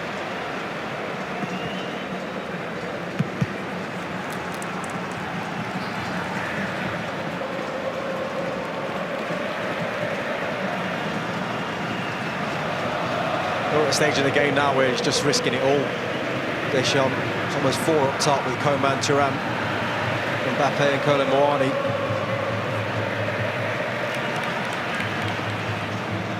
Rabiot.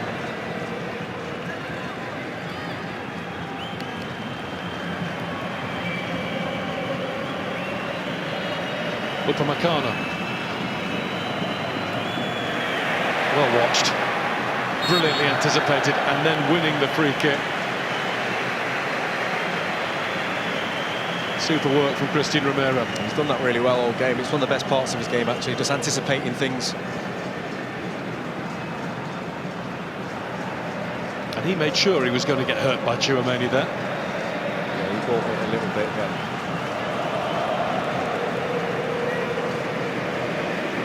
No rush again to get up. There has been something from France, but nothing to really trouble Lionel Scaloni's team. There has to be a whole lot more in what remains. He's doing everything he can. Didier Deschamps, he's down there remonstrating with his players, switching players around. He's now asking Kolo Muani to come back out to this right-hand side and Thuram over to the left. It's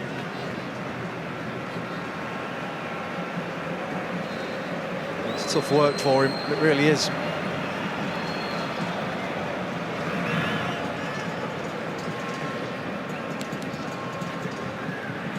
Mbappe. They're after him. And there is Romero. Brilliant. De Paul.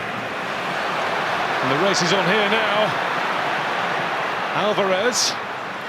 Progress stalled by Upamecano. Couldn't steal the ball. And France have been given it. Coman. Desperate grab back at him. I think that might be a yellow card when the chance arises. Just don't stop, does he? He was just attacking a minute ago. And Koundé's missed that. And a throw-in is gifted to Argentina. Didier Deschamps is less than impressed with everything generally tonight. Rightly so. World-class players just passing the ball out of play. It's not the first time either. It's happened 3 or 4 times tonight. Attendance has been announced, and it is no surprise at all. It is a full house, 88,966.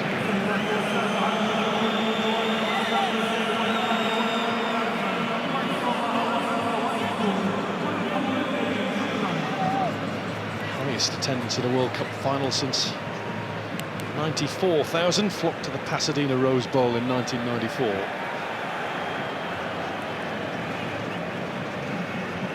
Biggest stadium since, that's why.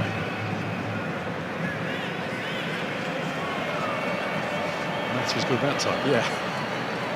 Makes sense, I think. Messi.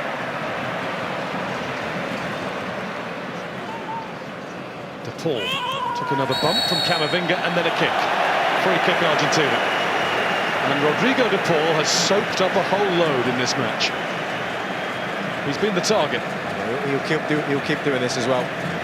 Anytime he gets kicked, he'll go down.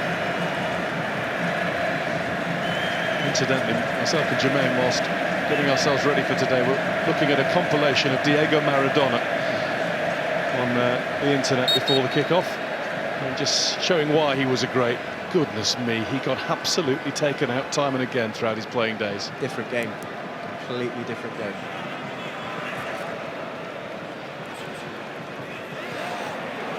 De Paul.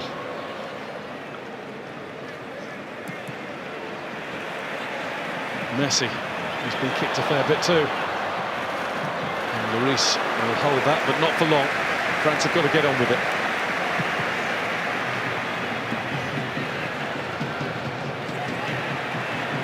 Is there an argument, Jermaine, to say, what is the 77 minutes played in the World Cup final? They're taking risks, but not enough yet. They've decided, haven't they, that they're going to be giving up the space to Argentina, whether they catch them on the counter-attack or like that. He's got so many attacking players on the pitch now, Deschamps, that they're going to get caught, or it's going to pay off for them. But at the minute, they're not offered enough. I think the story post this game is going to be an interesting one to hear about what's happened in the camp.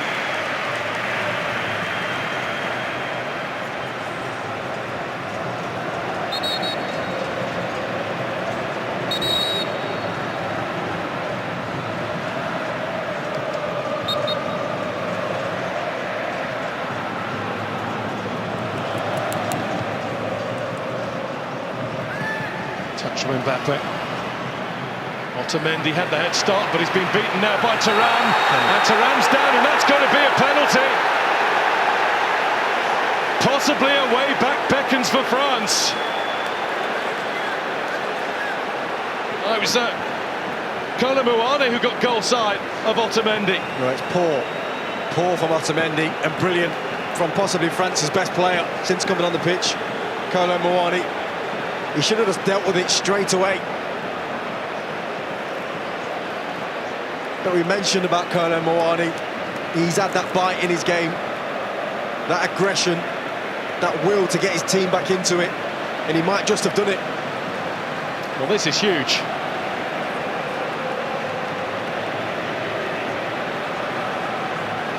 From the same spot that Argentina's number 10 casually, coolly, regally put the ball in the net.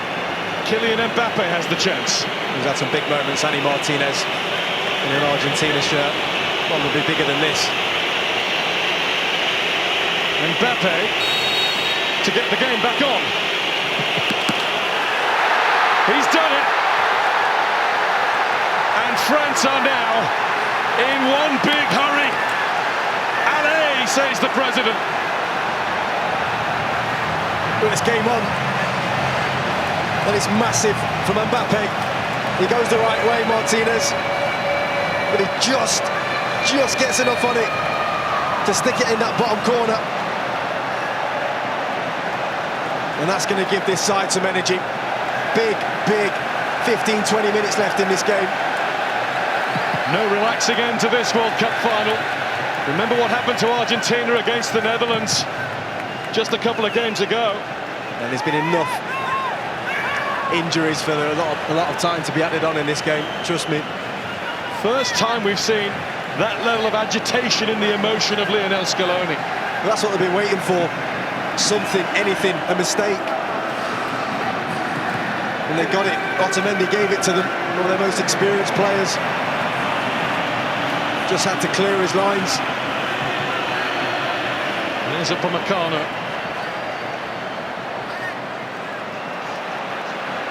Messi. Acuña's on the way down the left. Messi's on the way there too, but he's been robbed by Coman. There's a hunger about France. A desire that's been missing. Mbappe gets the return!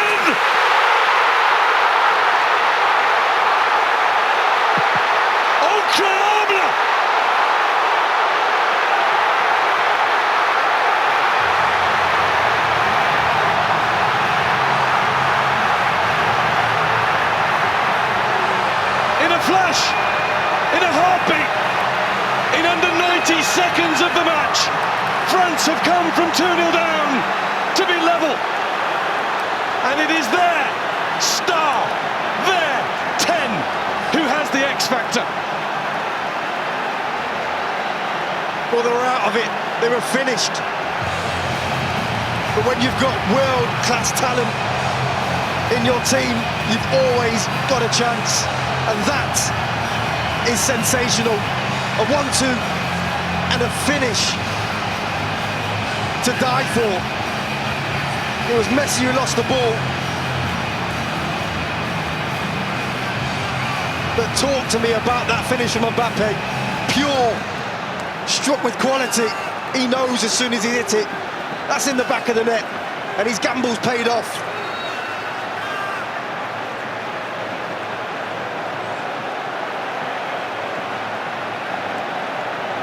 The defending champions of the world have turned themselves on and turned this game around.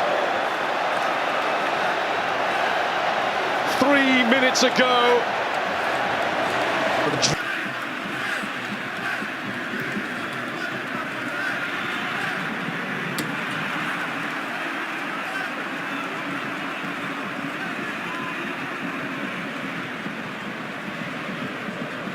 Dragged back into it again. Argentina 2 goals up and cruising. Not able to get over the line. Now they have to effectively start again.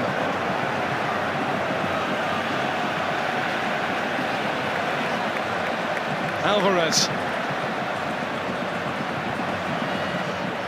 Acuna.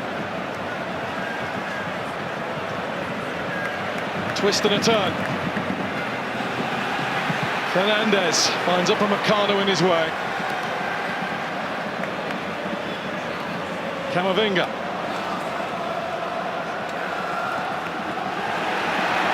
It was won by Colomouani.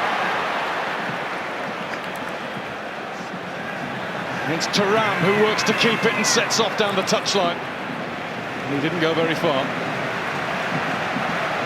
Argentina are back to playing as they were playing until they slowed it all down. Well, the energy's just completely different in the game. It's shifted. What a charge that is from Thuram. Mbappe now looking for Colomouani, who couldn't stay high enough for long enough. Oh, well, these two, Mouani and Thuram, have come to life. They've been an absolute nuisance for France. He's added the quality with the 2 goals. He's done a Messi, quiet for so long, and then the main man in the match. He's also overtaken Lionel Messi inside 90 seconds in the race for the Golden Boot. It's all been happening.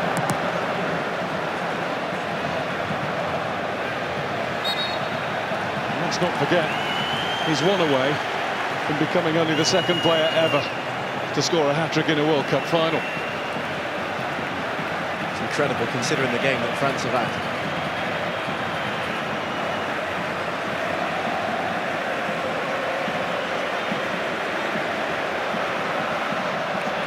That 2nd goal to make it 2-2. It's only a statistic, it doesn't really matter today, but that's the 100th goal that Argentina have conceded in the World Cup. They shouldn't really have conceded 1 today. They can't deal with the physical nature that Mouani and Thuram have brought to the table. You know, the quality that goes along with it, but they're powerful. It was similar to when they played against the Netherlands. They brought on a bit of size, they went a bit longer, but this has been different for France.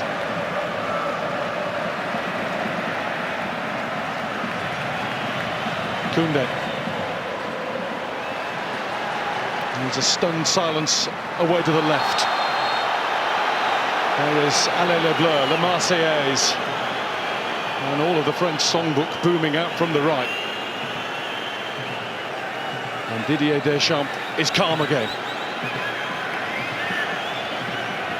Maybe he was blessed with holy water after all.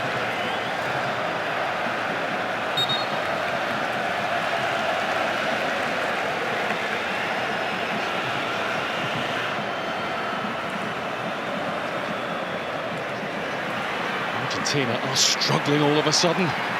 That's bounced off Rabiot. Is that another penalty? No, the referee's given it the other way. And the yellow card is out as well. Shown to Thuram.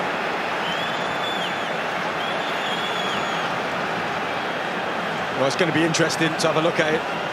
He's nodding, which indicates to me that he did dive. Well, Dad's not showing a lot of emotion. He has a nibble, Fernandez. He pulls it out the way. Yeah, it's a dive. He leaves his leg in there to run. Well spotted, Mr. Marciniak. I'll tell you what wasn't mentioned is Otamendi not getting a card. And conceding the penalty. Yeah.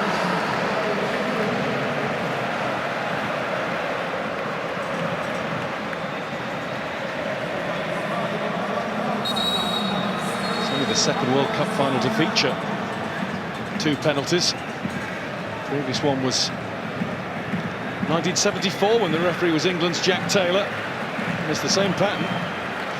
Netherlands scored first, Germany equalised, West Germany as they were. West Germany then went and won it. It could be happening for France this time.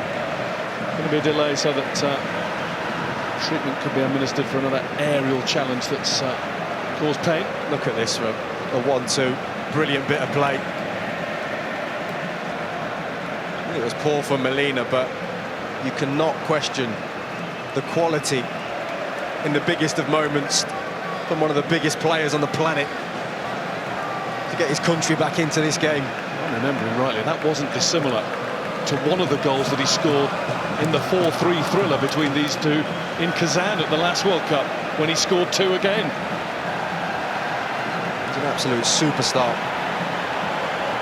And it's only a few minutes, or barely moments before he scored that penalty.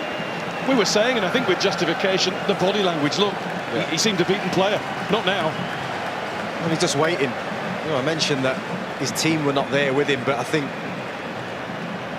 the changes, like I mentioned, with Kolo Muani and Thuram coming onto the pitch, and Coman, who wins the ball actually for the second goal, just added some energy, some belief into the side.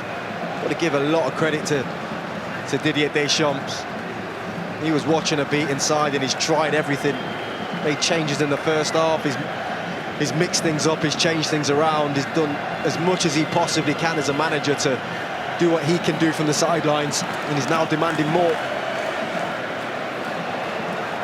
That's what winners do. Rabiot's okay. There's not as much feeling in those movements now. You can't help but think as well, since Di Maria came off the pitch, that threat has shifted a little bit for Argentina. The ref's just given that as a throw. Ramiro leaping.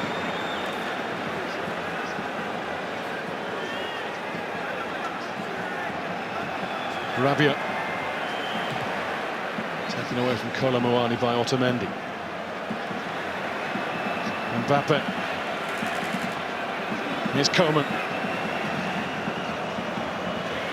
Koundé was leaving it for Chouameni and then had to adjust quickly. Into added time, there'll be 8 more minutes. And it's France now who look the team more likely to win this before we go to extra time. Coman's overdone that a bit. Alvarez. Mbappe. Offside. Yeah, Argentina have lost all the composure.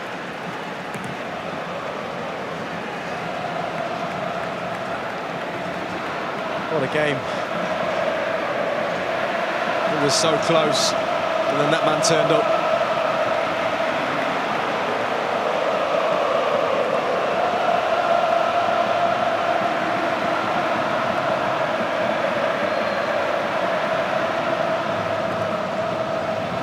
Towards Acuna. Koundé's header going straight to Tagliafico. Tagliafico will try to get there, but it seemed as though he was running on the beach for a moment. Soft sand.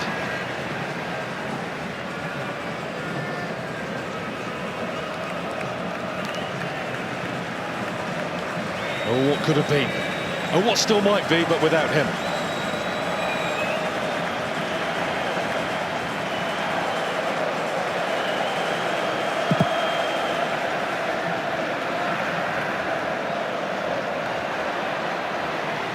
Thuram. Free kick France. The problem they've got, Argentina, is it's been an absolute body blow dealing with those 2 goals. And they're struggling. Whereas with France now, all of a sudden, the belief's there. Got to kind of get to extra time and just regroup. And we saw glimpses of it in the 3, 4, 5, 6 minutes before half-time when Thuram and Kolo Muani came on. This is a big problem for Argentina with the players that France have got on the pitch as well. If the delivery's right. Mbappe doesn't reach anybody in Navy. That took a little flick off Coman for an Argentina throw-in.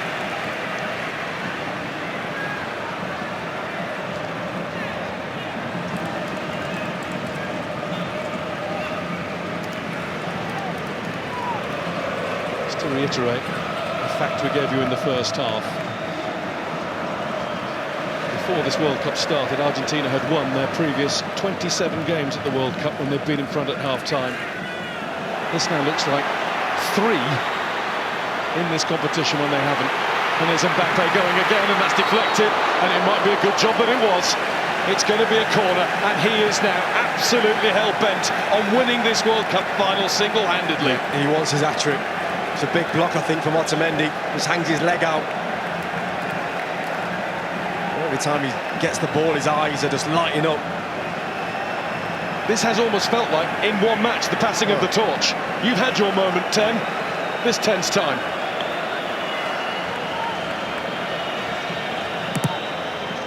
Martinez gets to it.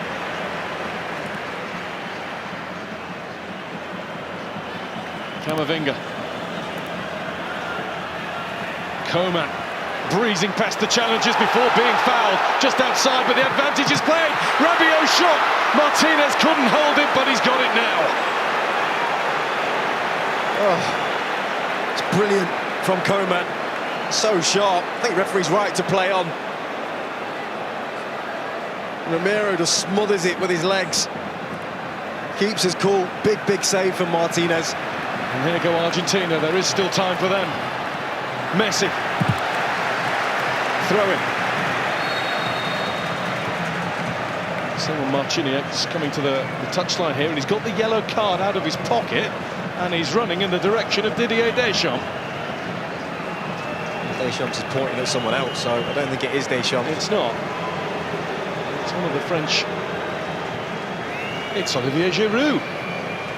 He's getting a yellow card for talking out of turn. He's angry that the free kick wasn't given, but play on was the shout.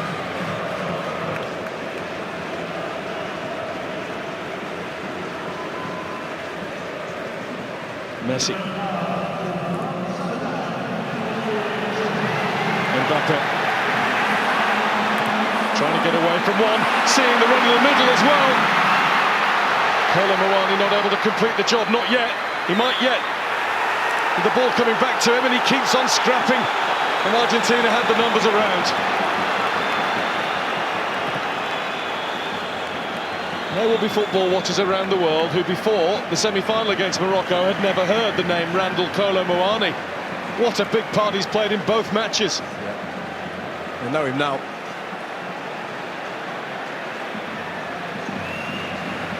Acuna. Tagliafico. Now it won't stick with McAllister and co.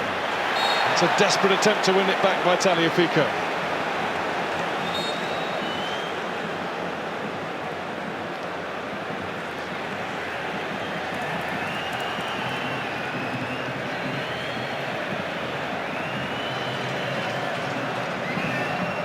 Tchouaméni to Lloris. Can't help but feel that Scaloni kind of got it wrong with that change. With Acuna coming onto the pitch. And I wonder if Di Maria's injury problems this season. Yeah, but he'd been going to a 5 and True. He decided not to. Here is Acuna, and here is Alvarez. Messi's got his arm in the air, almost politely over on the other side. He is free. And De Paul has given him the ball. Here goes Messi! Hugo Lloris, eyes like a hawk. Oh, what a moment. He just cuts in and leathers it straight down the middle. Lloris has to watch it all the way onto his hand. Moves a little bit at the end as well. Does really well to get something on it and get it over the bar. France's gendarme-in-chief. What a stop. I mean, as moments go. Say it's routine goalkeeping, I suppose, but in the context and the timing, the match, what a stop. Big, big save.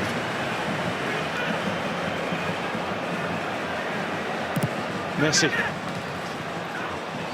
Here's Coman. And Acuña's taken him out. The referee had already blown his whistle. Yellow card Acuña. France just wanted to get on with it.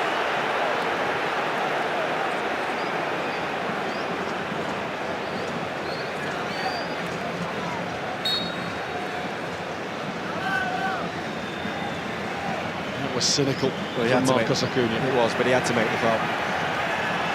We'll roll on the next 30 minutes if we get there. I mean, I'm loving it.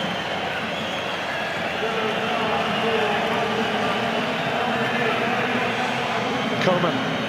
He's been terrific since coming on. Thinks that Coman makes some room for himself. Messi. Alvarez. He can still go. Can Alvarez find the pass? He can! Messi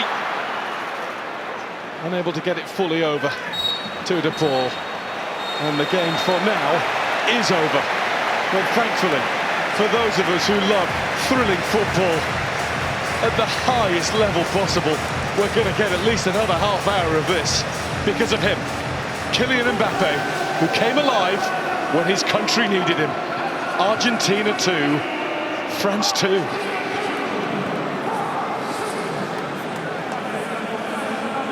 Goodness me, football, eh? Those Argentinian fans thought they were cruising to victory until that man, Kylian Mbappe, decided otherwise. First, a nicely taken penalty. Secondly, an extraordinary finish on the volley, and France come back from nowhere. They find a way, and boy, have they found a way back into this game. Who's best placed to win now? I suppose France have the momentum, they have the belief going into it, but Argentina can pick themselves up, which they did against Netherlands, although it ended in a penalty shootout and dominated. Calm and just playing in the same way we did in the first half. I know when Di Maria came off, it was just like we lost a big player, but that's normal. He hadn't played from injury. Yeah, he was tired. I'm begging one of the superstars to size this game now. It's made for one of them two. That man there, Messi or Mbappe. Yeah, it looks that way, doesn't it? It's been that sort of game, hasn't it? It's been unbelievable goal. Incredible.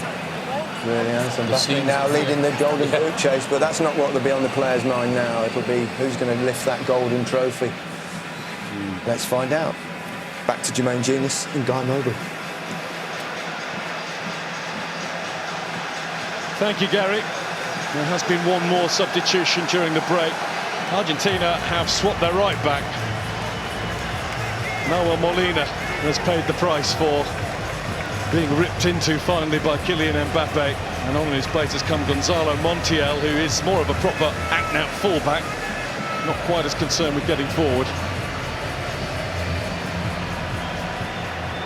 Front foot forward for both teams over the next 30 minutes. Well, they look shocked, Argentina, that they're even in this position.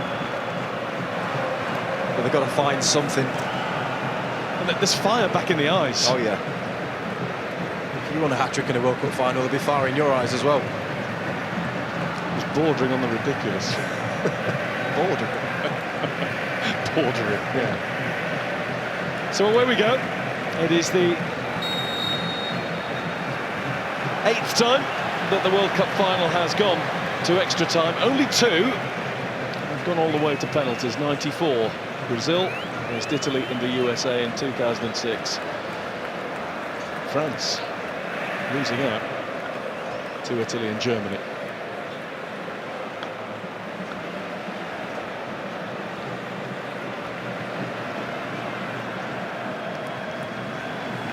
Cleared by Varane. Taking in 94, I could catch a glimpse before kick-off of Roberto Baggio in the stadium here today. Mind you, you've never been more than 10 yards away from a global football superstar in this stadium this evening. Thank you. Oh, dear me. Never took your chances like that on the field. That was magnificent. Poacher.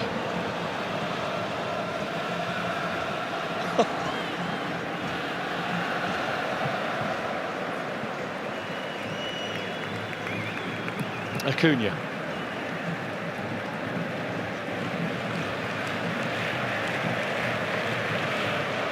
Romero. Thuram a little overzealous and just has to be a little bit careful as well.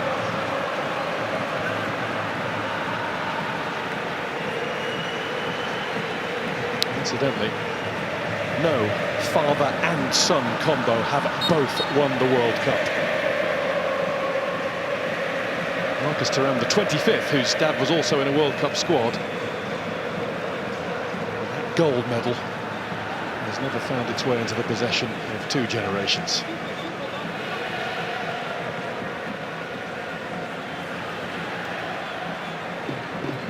Fernandez. Cunha. Wicked ball in.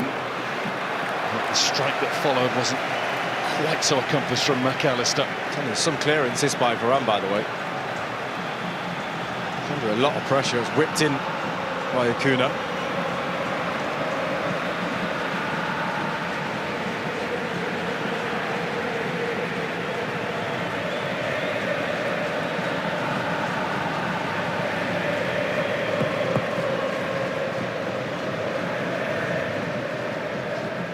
He's trying to get Coman going. Here's McAllister.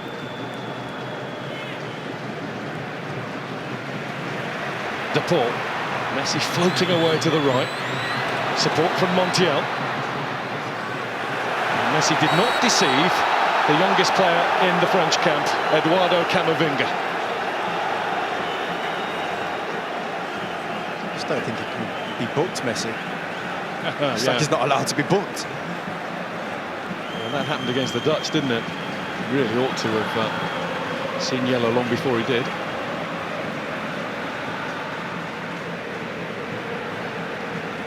Varane.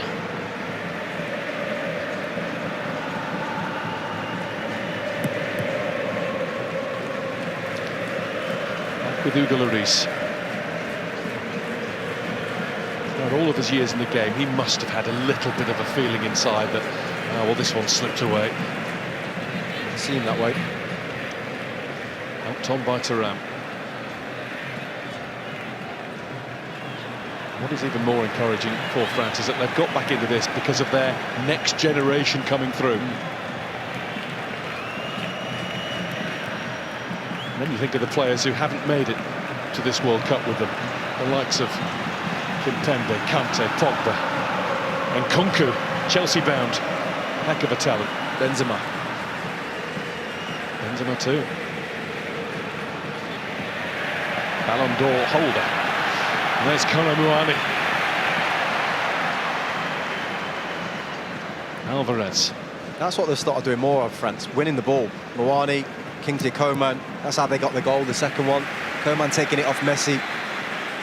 It was all too passive for the best part of, what, 70-odd minutes.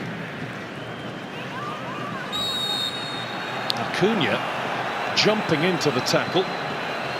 Booked for a cynical challenge towards the end of the 90. And look at this, he's not anywhere near them, he's not looking at the ball. Pretty good job for him that he actually won it. Another France change. Rabiot has run his last at this World Cup. It's going to be Youssouf Fofana to come on for him. He took his place in the last game against Morocco. Another one with a bright future ahead, only 23, from Monaco, or plays with Monaco. Yeah, more Paris. fresh legs as well. Up against now Fernandes, De Paul and McAllister, looking a bit weary. Down goes Camavinga.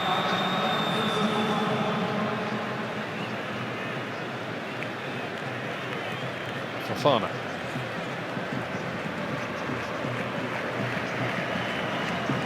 Koundé.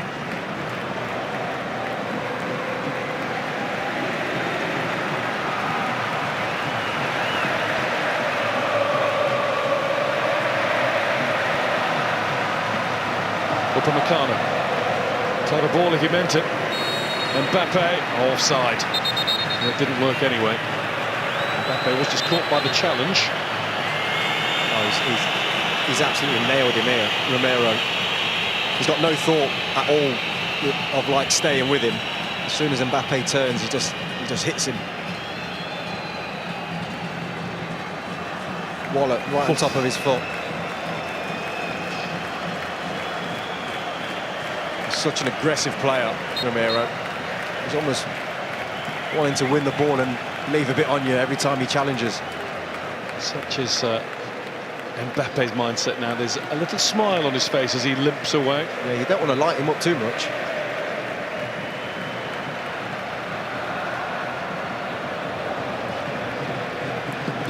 Messi. His light has gone out a little bit as this game's gone on. There might be a spark left. Acuna. Messi will be challenged by Camavinga. It's flighted back in by De Paul. Not flighted out. Goal kick France.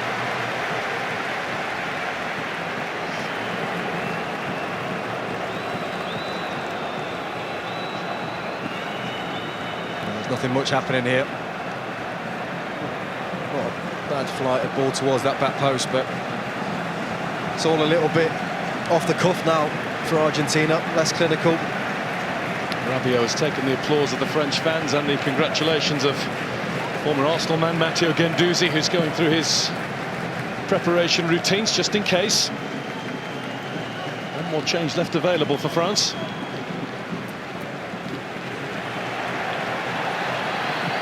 Coman. Awkwardly off the head of Romero. Scaloni needs to have a little look now. His team looked wary at best. Needs to start utilising his squad. I think he's looking at making a couple of changes.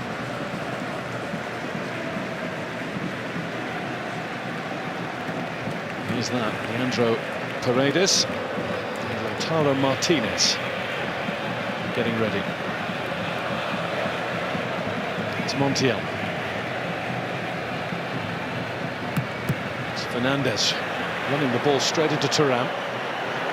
Kolo Muani takes over.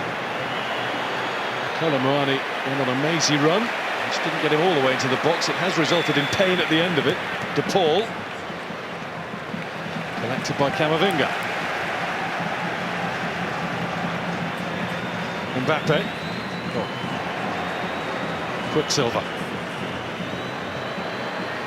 Mbappe. Racing again, but Alvarez there first. Alvarez soaking up the challenges. That's brilliant work, and that will be a free kick for France. Much better. So good. They're fired up. Look at them. Just terrific that from Youssouf Fofana. It's just pressure. All over the pitch now. They've got pressure. They've got energy. They're looking the more likely to go and get this done in extra time.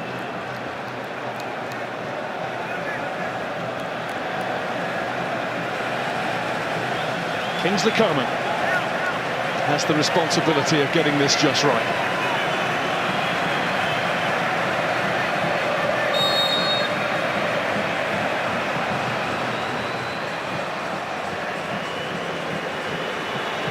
Drilled back by Fofana. Coman's racing to get there first again. Messi was there first, but it will now be a France corner.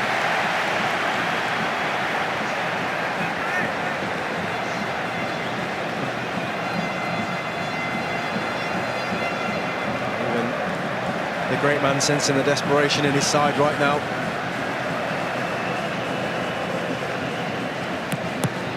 Coman trying to get it into the thick of it, but didn't reach. Koundé.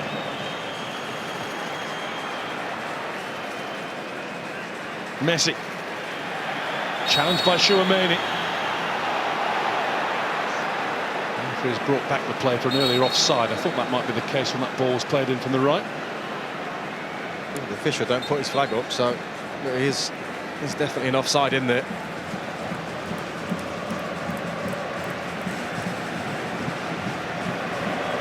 Walter Samuel. That's the last couple of bits of instruction for Lautaro Martinez and Leandro Paredes.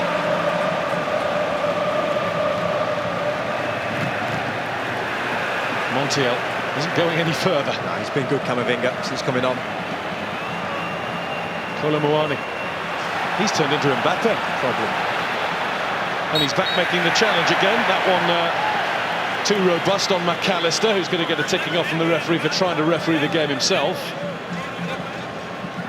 Just a word, whilst we can, for Mr. Marciniak, the best advert I've ever seen, not just today, but over the last few seasons, for some professionals at the top level going into refereeing. Knows the game. Oh, 100%, yeah. Been very, very good. Does it with authority, don't he? Apparently he was a nightmare to officiate himself, a fiery midfielder. And here are the Argentina changes. The next two, De Paul is off, and Alvarez is off. Well, both have run and run and run, but will run no more this World Cup. Paredes and Lautaro Martinez on. Lautaro Martinez, winning penalty aside in the shootout against the Netherlands, has not turned it on as we know he can, and as he does for Inter, maybe the stage is set. Well, he's had lots of chances. It just hasn't quite gone for him. He's got one big chance to do something for his country here. He won't be bothered about all those missed chances in the previous games. If he can stick one in the back of the net here.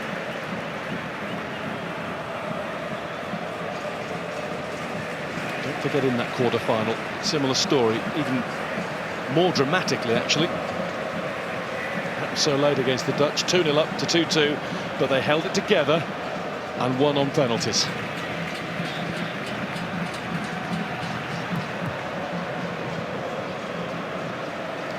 Romero with the ball forward. This is McAllister.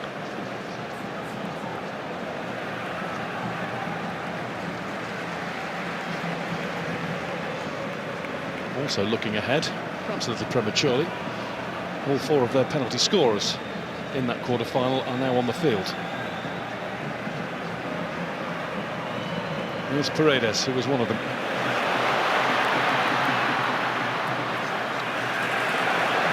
Cunha really was a little bit wild. Really poor. And considering he's one of the players that's come on with fresh legs, he needs to offer a bit more than that.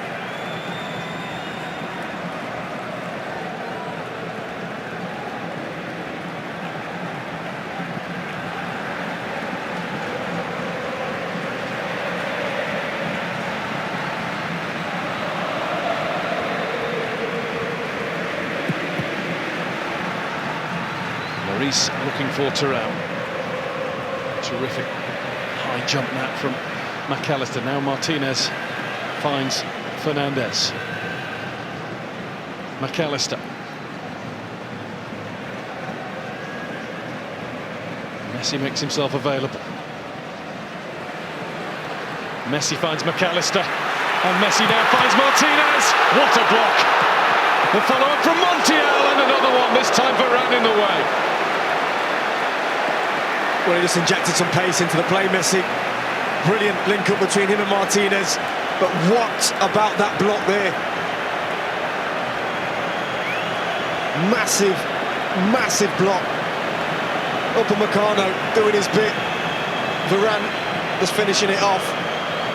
The first time, really, we've seen in a while, just Argentina coming to life. Romero at the back of the pack. Just 1 minute added to this initial 15 in extra time. Fernandes chases. France throw won by Tchouaméni. Huge block. Just don't know whether Martinez could just move his feet quick enough, or just been harsh because he come out of nowhere really. Upamecano for that. Koundé. Coman. Acuna turns and gets away with it and looks to find Lautaro Martinez! Martinez puts it wide! Claims a corner, doesn't get it. That's a brilliant run and the perfect ball. The touch is fine. He's claiming a corner. Let's have a look. Yeah, I think he's right. Upamecano there again. Again, two huge bits of defending to keep his country in this tie. Well, there's the key player of the first period of extra time, right at the end of it. The Bayern Munich centre-back, Dayot Upamecano. Two vital blocks. One he took full, one he got a nick on. Absolutely essential. Didier Deschamps having a wild exchange there with Marcus Thuram, once more from him for some reason or another, and now he regains his equilibrium and draws his players back in. We shouldn't talk about penalties yet, Jermaine, should we? Went far too soon. There's a big 15 left in this. You know what? There's a lot of games in extra time where you just think, oh, this is a bit of a dead rubber, let's just get to penalties. There's some life in this game. I think both sides have shown those little sparks of energy, those little moments where somebody wants to write their name in history and go and get it done before penalties. I think the couple of changes that Argentina have made there have brought them to life, got them right back in this game. Big second half of extra time coming up.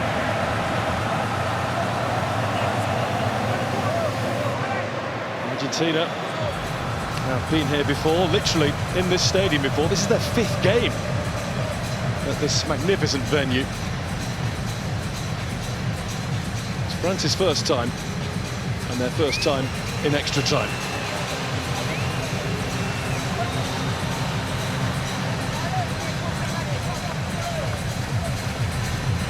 Well, Deschamps in the middle of that circle there, just trying to rally the troops, give them one last push. He's done everything. We mentioned earlier the changes, brilliant management.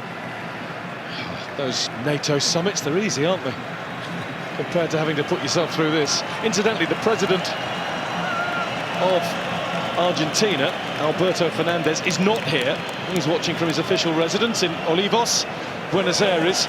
He was worried about being branded Mufa, bad luck, and decided to stay put and watch on the television. I hope Senor Fernandez is okay. He's been put through it as well.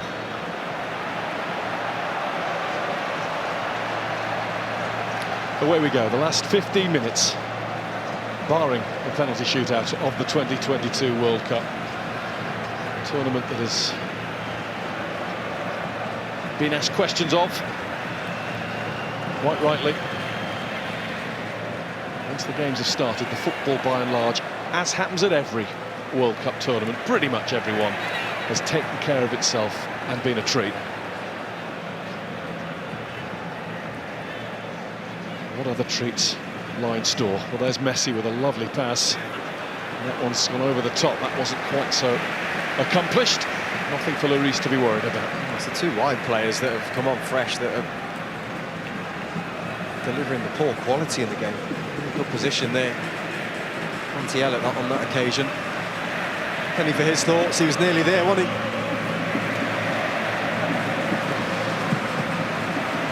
For theirs as well. They're watching intently, aren't they? Yeah, they've both been there. Pogba ruled out of the tournament injured. If I remember rightly, David Trezeguet has some Argentinian ancestry. Good knowledge. And he's supporting France fully here, you'd think.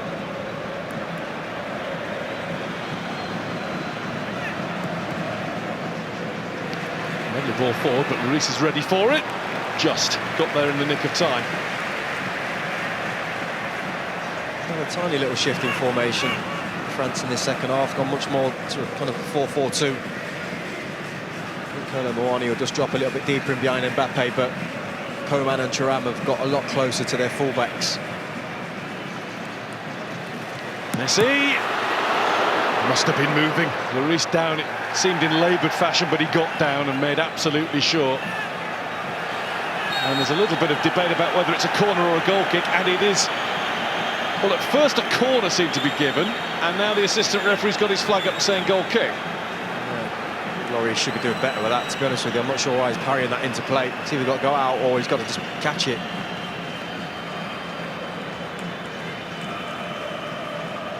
Look up at the big screens that are in all four corners of the stadium from Mbappe.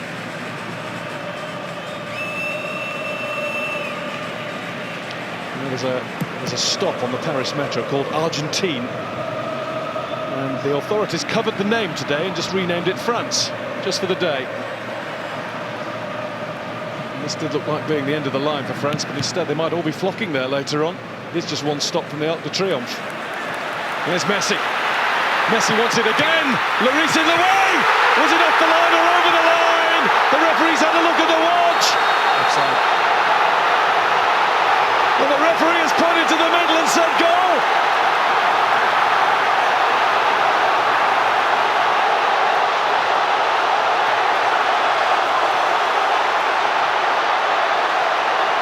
It will be looked at, but for now, it is an all-Argentinian, all-in celebration.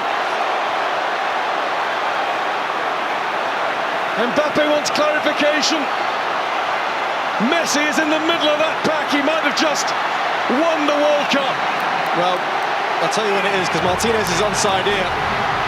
But it's this pass here, and he's onside. Martinez, nothing wrong with that. Comes out to Messi, that goal should stand. Really good save from Hugo Lloris. Is clearly over the line. There's no reason whatsoever that this should be disallowed. And I don't think it will be. Lionel Messi with one more magical, magnificent twist in the tail.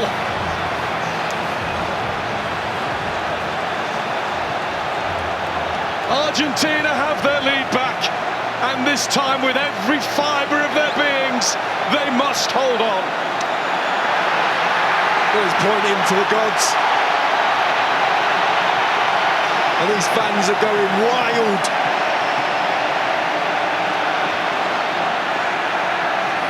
You knew there was going to be more in this extra time.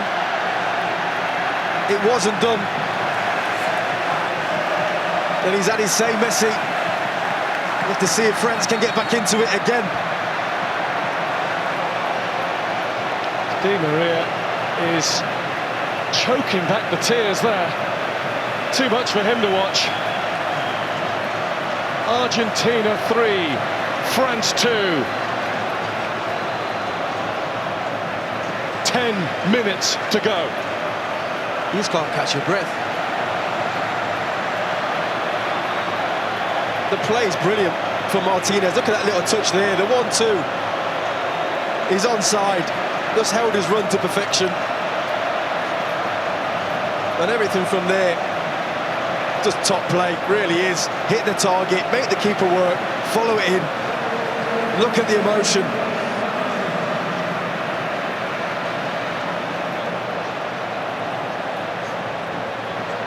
Sergio Aguero, just like old times, has been Lionel Messi's roommate for the last week and a bit. Now he's chief cheerleader.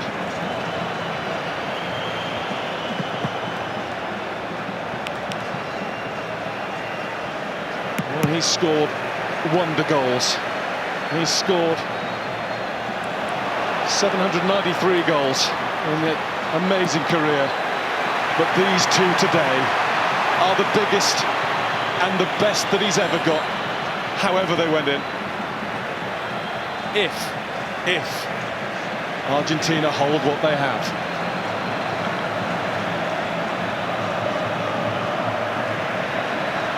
Well, they've already given it at once. I'll be absolutely shocked if Scaloni don't do something just to shore it up a little bit more. Acuna. Being barked at by Scaloni as he plays it into Lautaro Martinez, who's taking on Varane and losing. He's been good. Hasn't got his goal, but he's been really good. And Varane was absolutely gone in the legs there. He was shattered as he bundled it out. That's what you call giving everything. He's been one that's been struggling with the bug. He's just left it all out there. That's all you can do in the biggest game in the world. And on comes Kanate for a stricken Varane. I feel for him.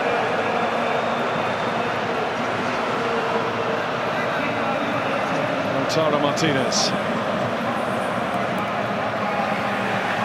wins a throw.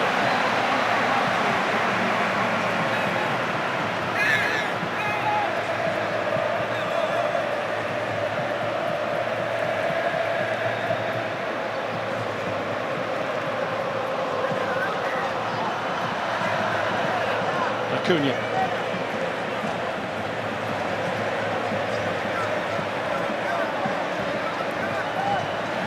It's Kona who was trying to keep it as best he could, and now it's gone behind for a France goal kick. And they have to go back to what they were doing before. Gamble, charge, get everybody in dark blue up the field. Here's Camavinga trying to start that process. Doing well with it too. Taken out. That is cynical. That is non-shall pass to the extreme. It's a bad challenge, it really is.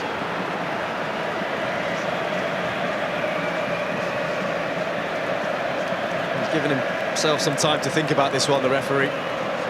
The yellow is out. Yeah. Leandro Paredes offering his explanation and sympathies. He doesn't mean a bit of it. He just said enough's enough.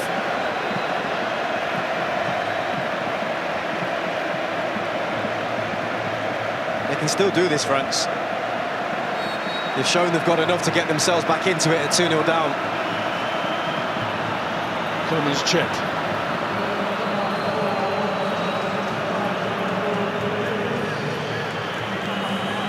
This is Koundé.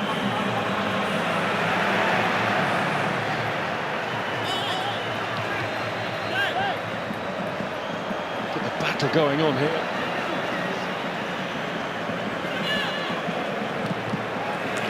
Kanata's trying to win. The Liverpool centre-back has been brought on as a centre-forward. Yeah. He's throwing his weight about as well. Tagliafico doing all he can to stay with him. The change is made. There's McAllister coming off in different class. And Germain Petzela will come on in his place, centre-back. McAllister has faded a little from the game, but until he started to, he was fantastic. But as expected from Scaloni, the change I expected in the first half to be in the second half of normal time. He brought on Petzela's height to see the game out against the Dutch, and it didn't work. Same job to do. Well, the option of Martinez has gone with Petzela. Coleman. There's Mbappe. Ooh. It was charged at. Penalty? And the referee says just outside, hasn't he? He pointed at the spot, I'm sure he did. He did. And the arm came out for sure. There is another change around here, a France penalty. Straight away lifted his arm and said, yeah, arm out, hit the elbow. Yellow card Montiel, and here is the big France chance again. But it just keeps swinging emotionally, this game, all over the place. And Mbappe's on a hat-trick, he's got the ball in his hand. So Jeff Hurst look away now. This is the moment, possibly, for only the second ever hat-trick scored in a World Cup final. Bigger than that, though. This is the moment to rescue France once more. He's done it once, twice, How about 3 times Kylian Mbappe?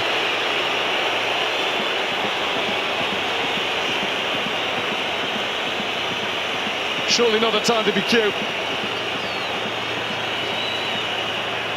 Instinct will take over. Mbappe is the man. A hat-trick in the biggest game of all.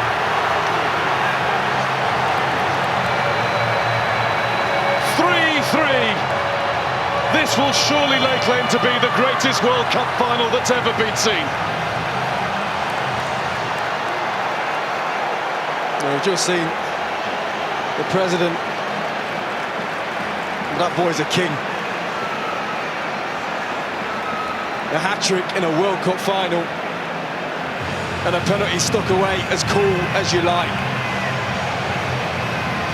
There was mind games. He's already took one. And he stuck it in exactly the same place. And he's broke those Argentinian hearts again. But Argentina go again. And that one's pulled back in Messi's direction, and he nearly got it by good fortune.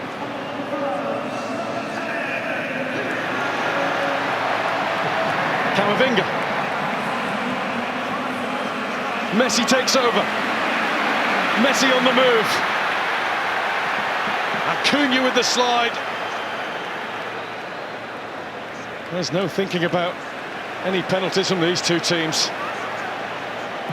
Acuna, and that's going to go behind for an Argentina corner. Less than a minute and a half of extra time remains.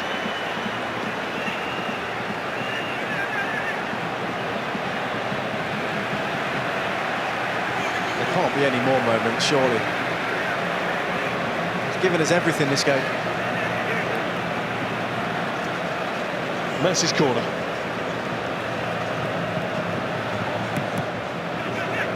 Lloris stayed back on his line.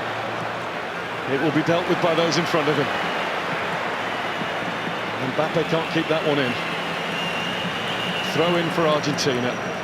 From 9 to 12 World Cup goals in the final. 12 World Cup goals before he reaches the age of 24. Level with Pele. Mbappe. Looking in the middle for Colomboani! He just needed a little bit more. The tiniest more touch on it. But that was the moment. He just couldn't quite get there. He's stretching and praying they can just get anything on that. Hold on, everybody, there are 3 minutes more of this. And more changes happening. Axel Disasi is on for France. Paulo Dybala is coming on for Argentina. Some penalty thoughts from Argentina's point of view, in short.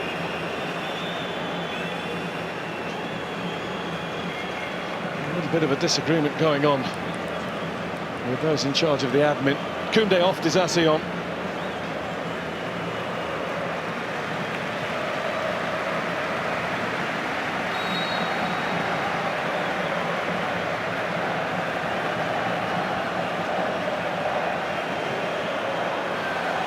And off goes Tagliafico for Argentina for Dybala to take the stage.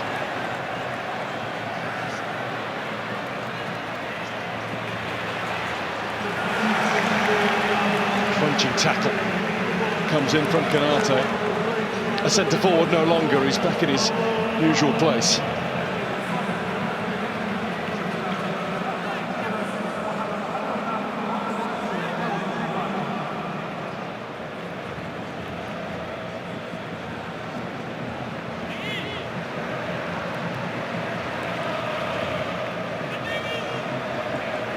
Otamendi. Won by Coman. Acuna. challenge by Coman. We're all looking at the man in the middle, the referee now, as Dybala tries to put it somewhere in the direction of Lautaro Martinez.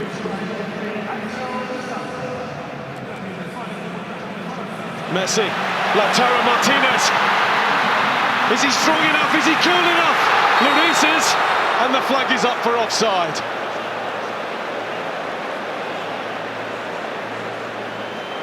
But it seemed tight. But it's a tiny little step there from Konate. Just steps up at the perfect time. Catches Martinez offside.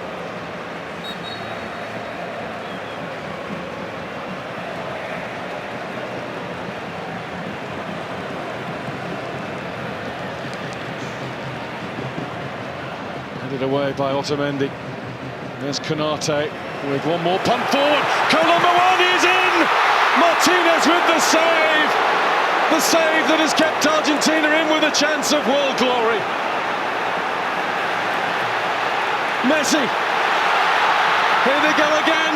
Martinez waits in the middle.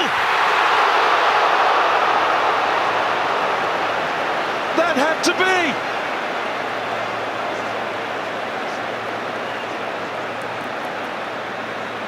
But he couldn't have wished for any more end-to-end stuff. The save for Martinez is massive. He strikes it well, Moani. But Martinez has just made the biggest save of his life. Take a breath. Lloris will get this far, far away.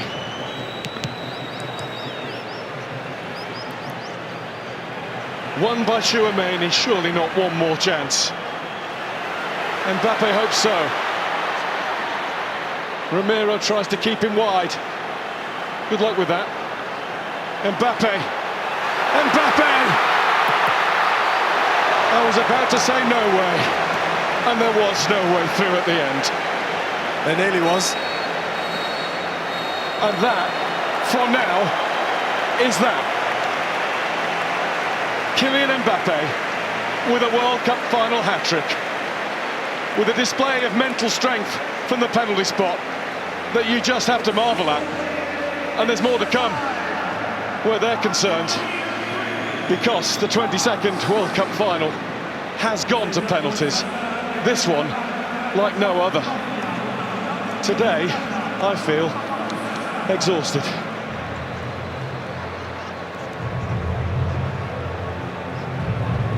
In your life, have you ever seen a game of football like that, let alone a World Cup final?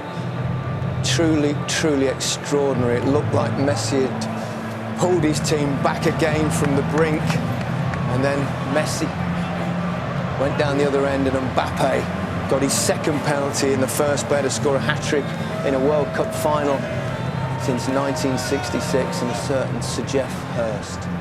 Incredible scenes inside the stadium, incredible atmosphere. I don't think anyone can quite believe what they're seeing. Well, Alan, have you seen a final like this, let alone a World Cup final? No, never. I'm not sure we ever will either in my time. It's just crazy. I mean, the jewel in the desert. Anything you can do, I can do better. Saying you get 2, I'm going to get 3. I mean, we asked who was going to come out on top, who was going to perform at the very, very highest level against the best in the biggest tournament of all, and both of them have. It's just been absolutely relentless. It's just it's incredible to be here.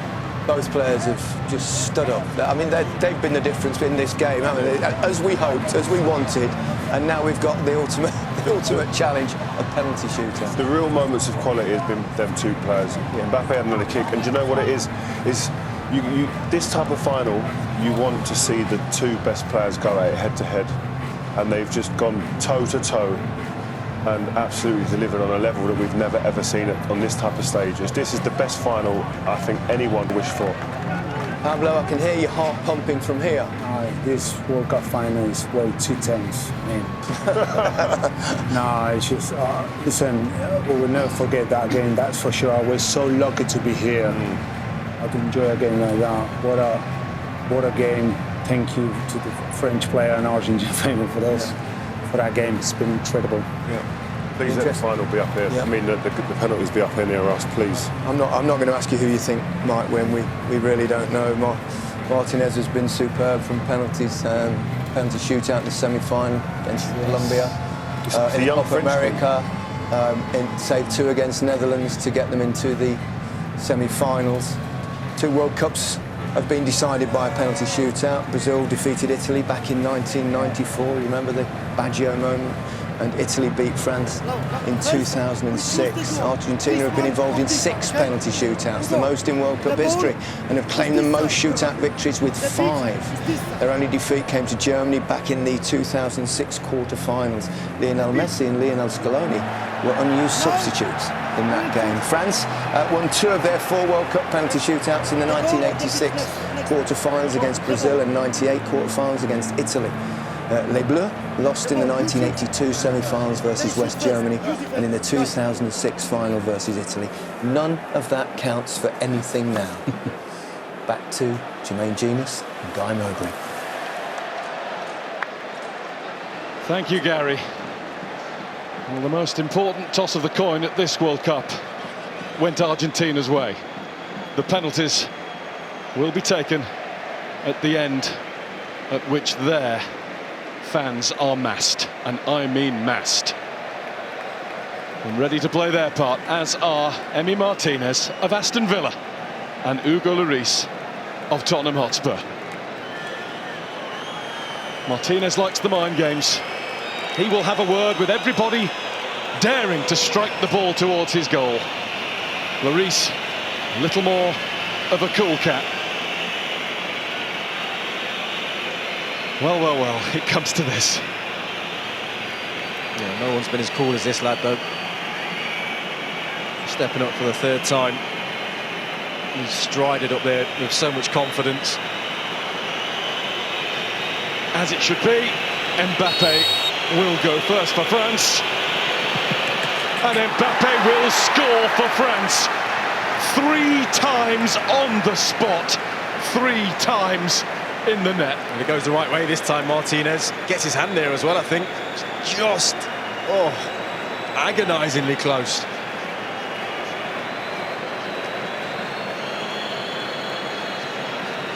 And whatever you can do, I will endeavour to do as well, is Lionel Messi's message. Well, the 2 top boys in the team stepping up first, as you like to see. Brazil didn't do with Neymar. He was left wondering. Never going to be the case with Lionel Messi. And he rolls it in. Well, that's stylish. That's incredible. Ridiculous is what it is. It's just ice cold from Lionel Messi.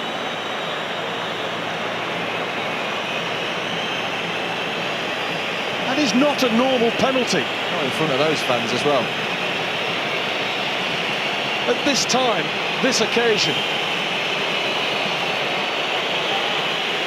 We've seen a bit of everything extra with every day. Kingsley Coman on the spot for France.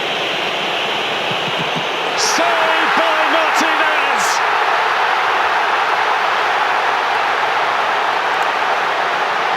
The first cheers are Argentina's. Well, he's the big man for the big stage when it comes to penalty shootouts, Martinez. He's guessed the right way again. Big save. Hits him in the body. Doesn't matter. He saved it. Paulo Dybala, who came on as a substitute at the very end of extra time. This is what he was brought on to do. And Dybala does it. Straight down the middle. 2-1 after 2 in Argentina's favour. I'll tell you what, talk about Messi's penalty. That takes some courage as well, by the way. He's not smashed it down the middle. He just passed it down the middle.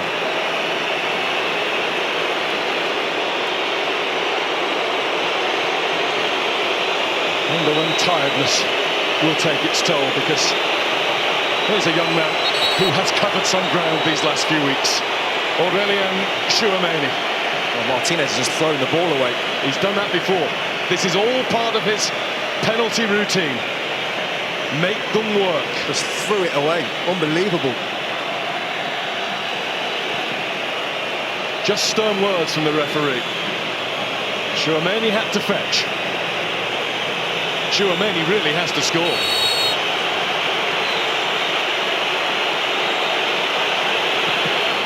Wide!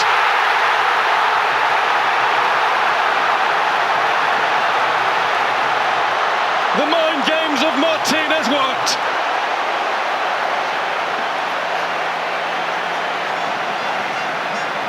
He just drags it.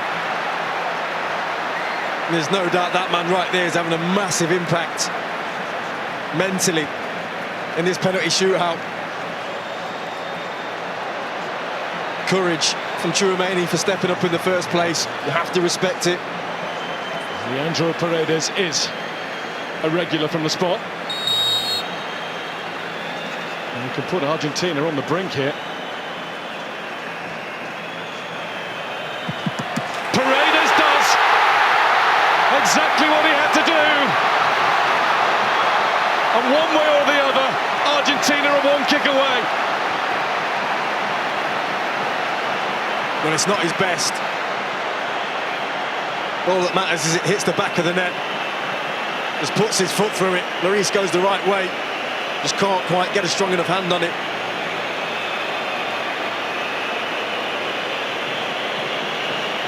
There he goes again, Martinez.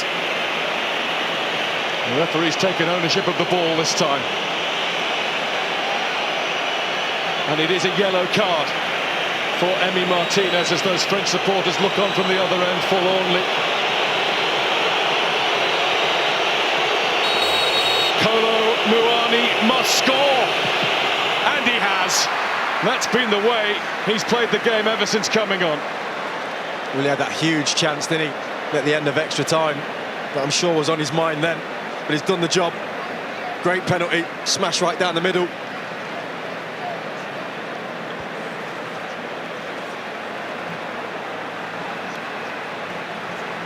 This for the World Cup, Gonzalo Montiel.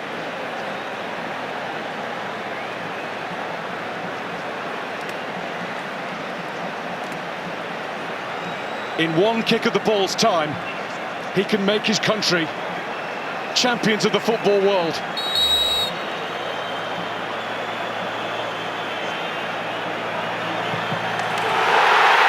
It's Argentina! Kings of football for the third time, and the tears will fall.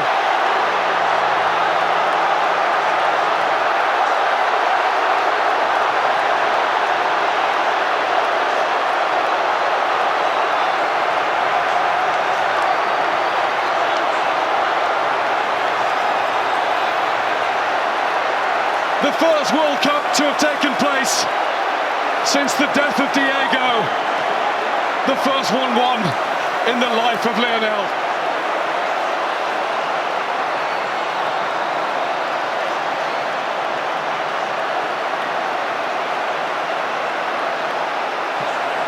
It came down to nerve.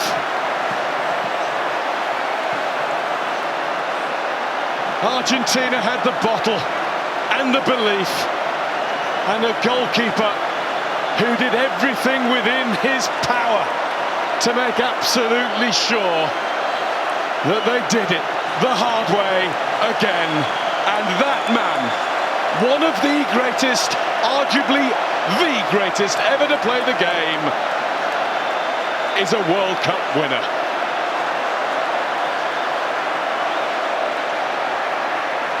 I can't get my head around what I've just witnessed as a game.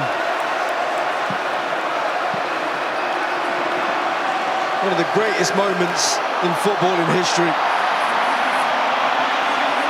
Credit to the French, to that man right there. They did everything to get back into this game. He's got a World Cup hat-trick. And he will come again. Oh yes, he will. He's too good not to. And so will this France team that's got so much youth on its side and so much potential. For a couple particularly in the Argentina blue and white stripes, Lionel Messi and Angel Di Maria, this was it. This was their last shot at the greatest glory the game can give. And after they both played their part in a monumental match, all 2 hours plus of it, would you believe it, it's somebody rather more unsung, Gonzalo Montiel, who had his moment in the sun. And Sergio Aguero is just a regular fan for the rest of the night. Can you imagine the scenes in Buenos Aires and beyond? For the first time since 1986, Argentina, World Cup winners.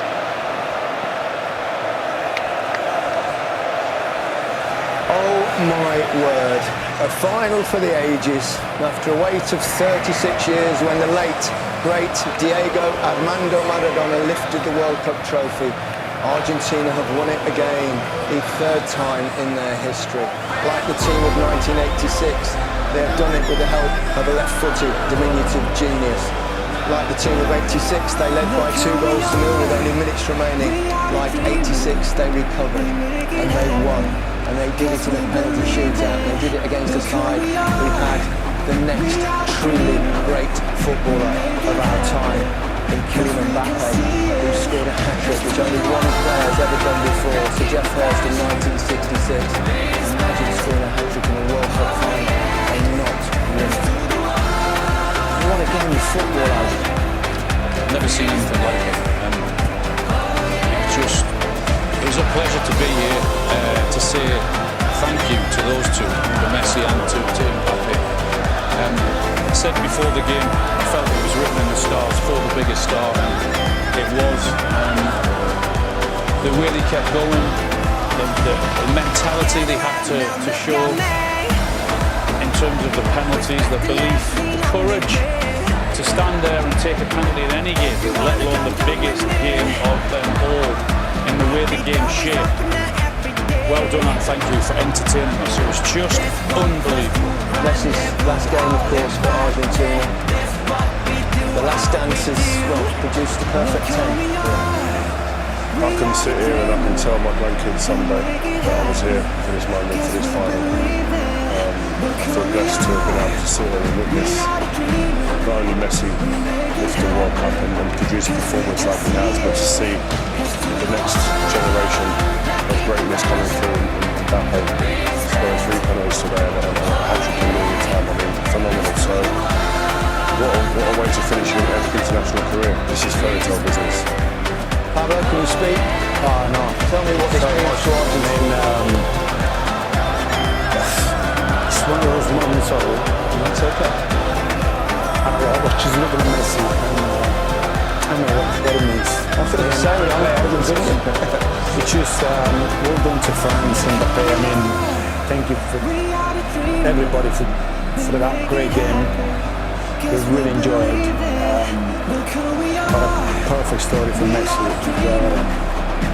and everybody. I mean, we really enjoy it. I like the guys say, I'm so pleased and so happy to be here. We enjoy it. I know you're emotional and quite rightly so. So are all those people in there. Tell us what it will mean to Lionel Messi, someone that you know very well. I mean, I've been part of that team, the youth team, when he came for the first time to play for the national team. And you know, he came to represent his country and the passion and the respect that he always shown for our country is something that we always need to appreciate. It's not that long ago, of course.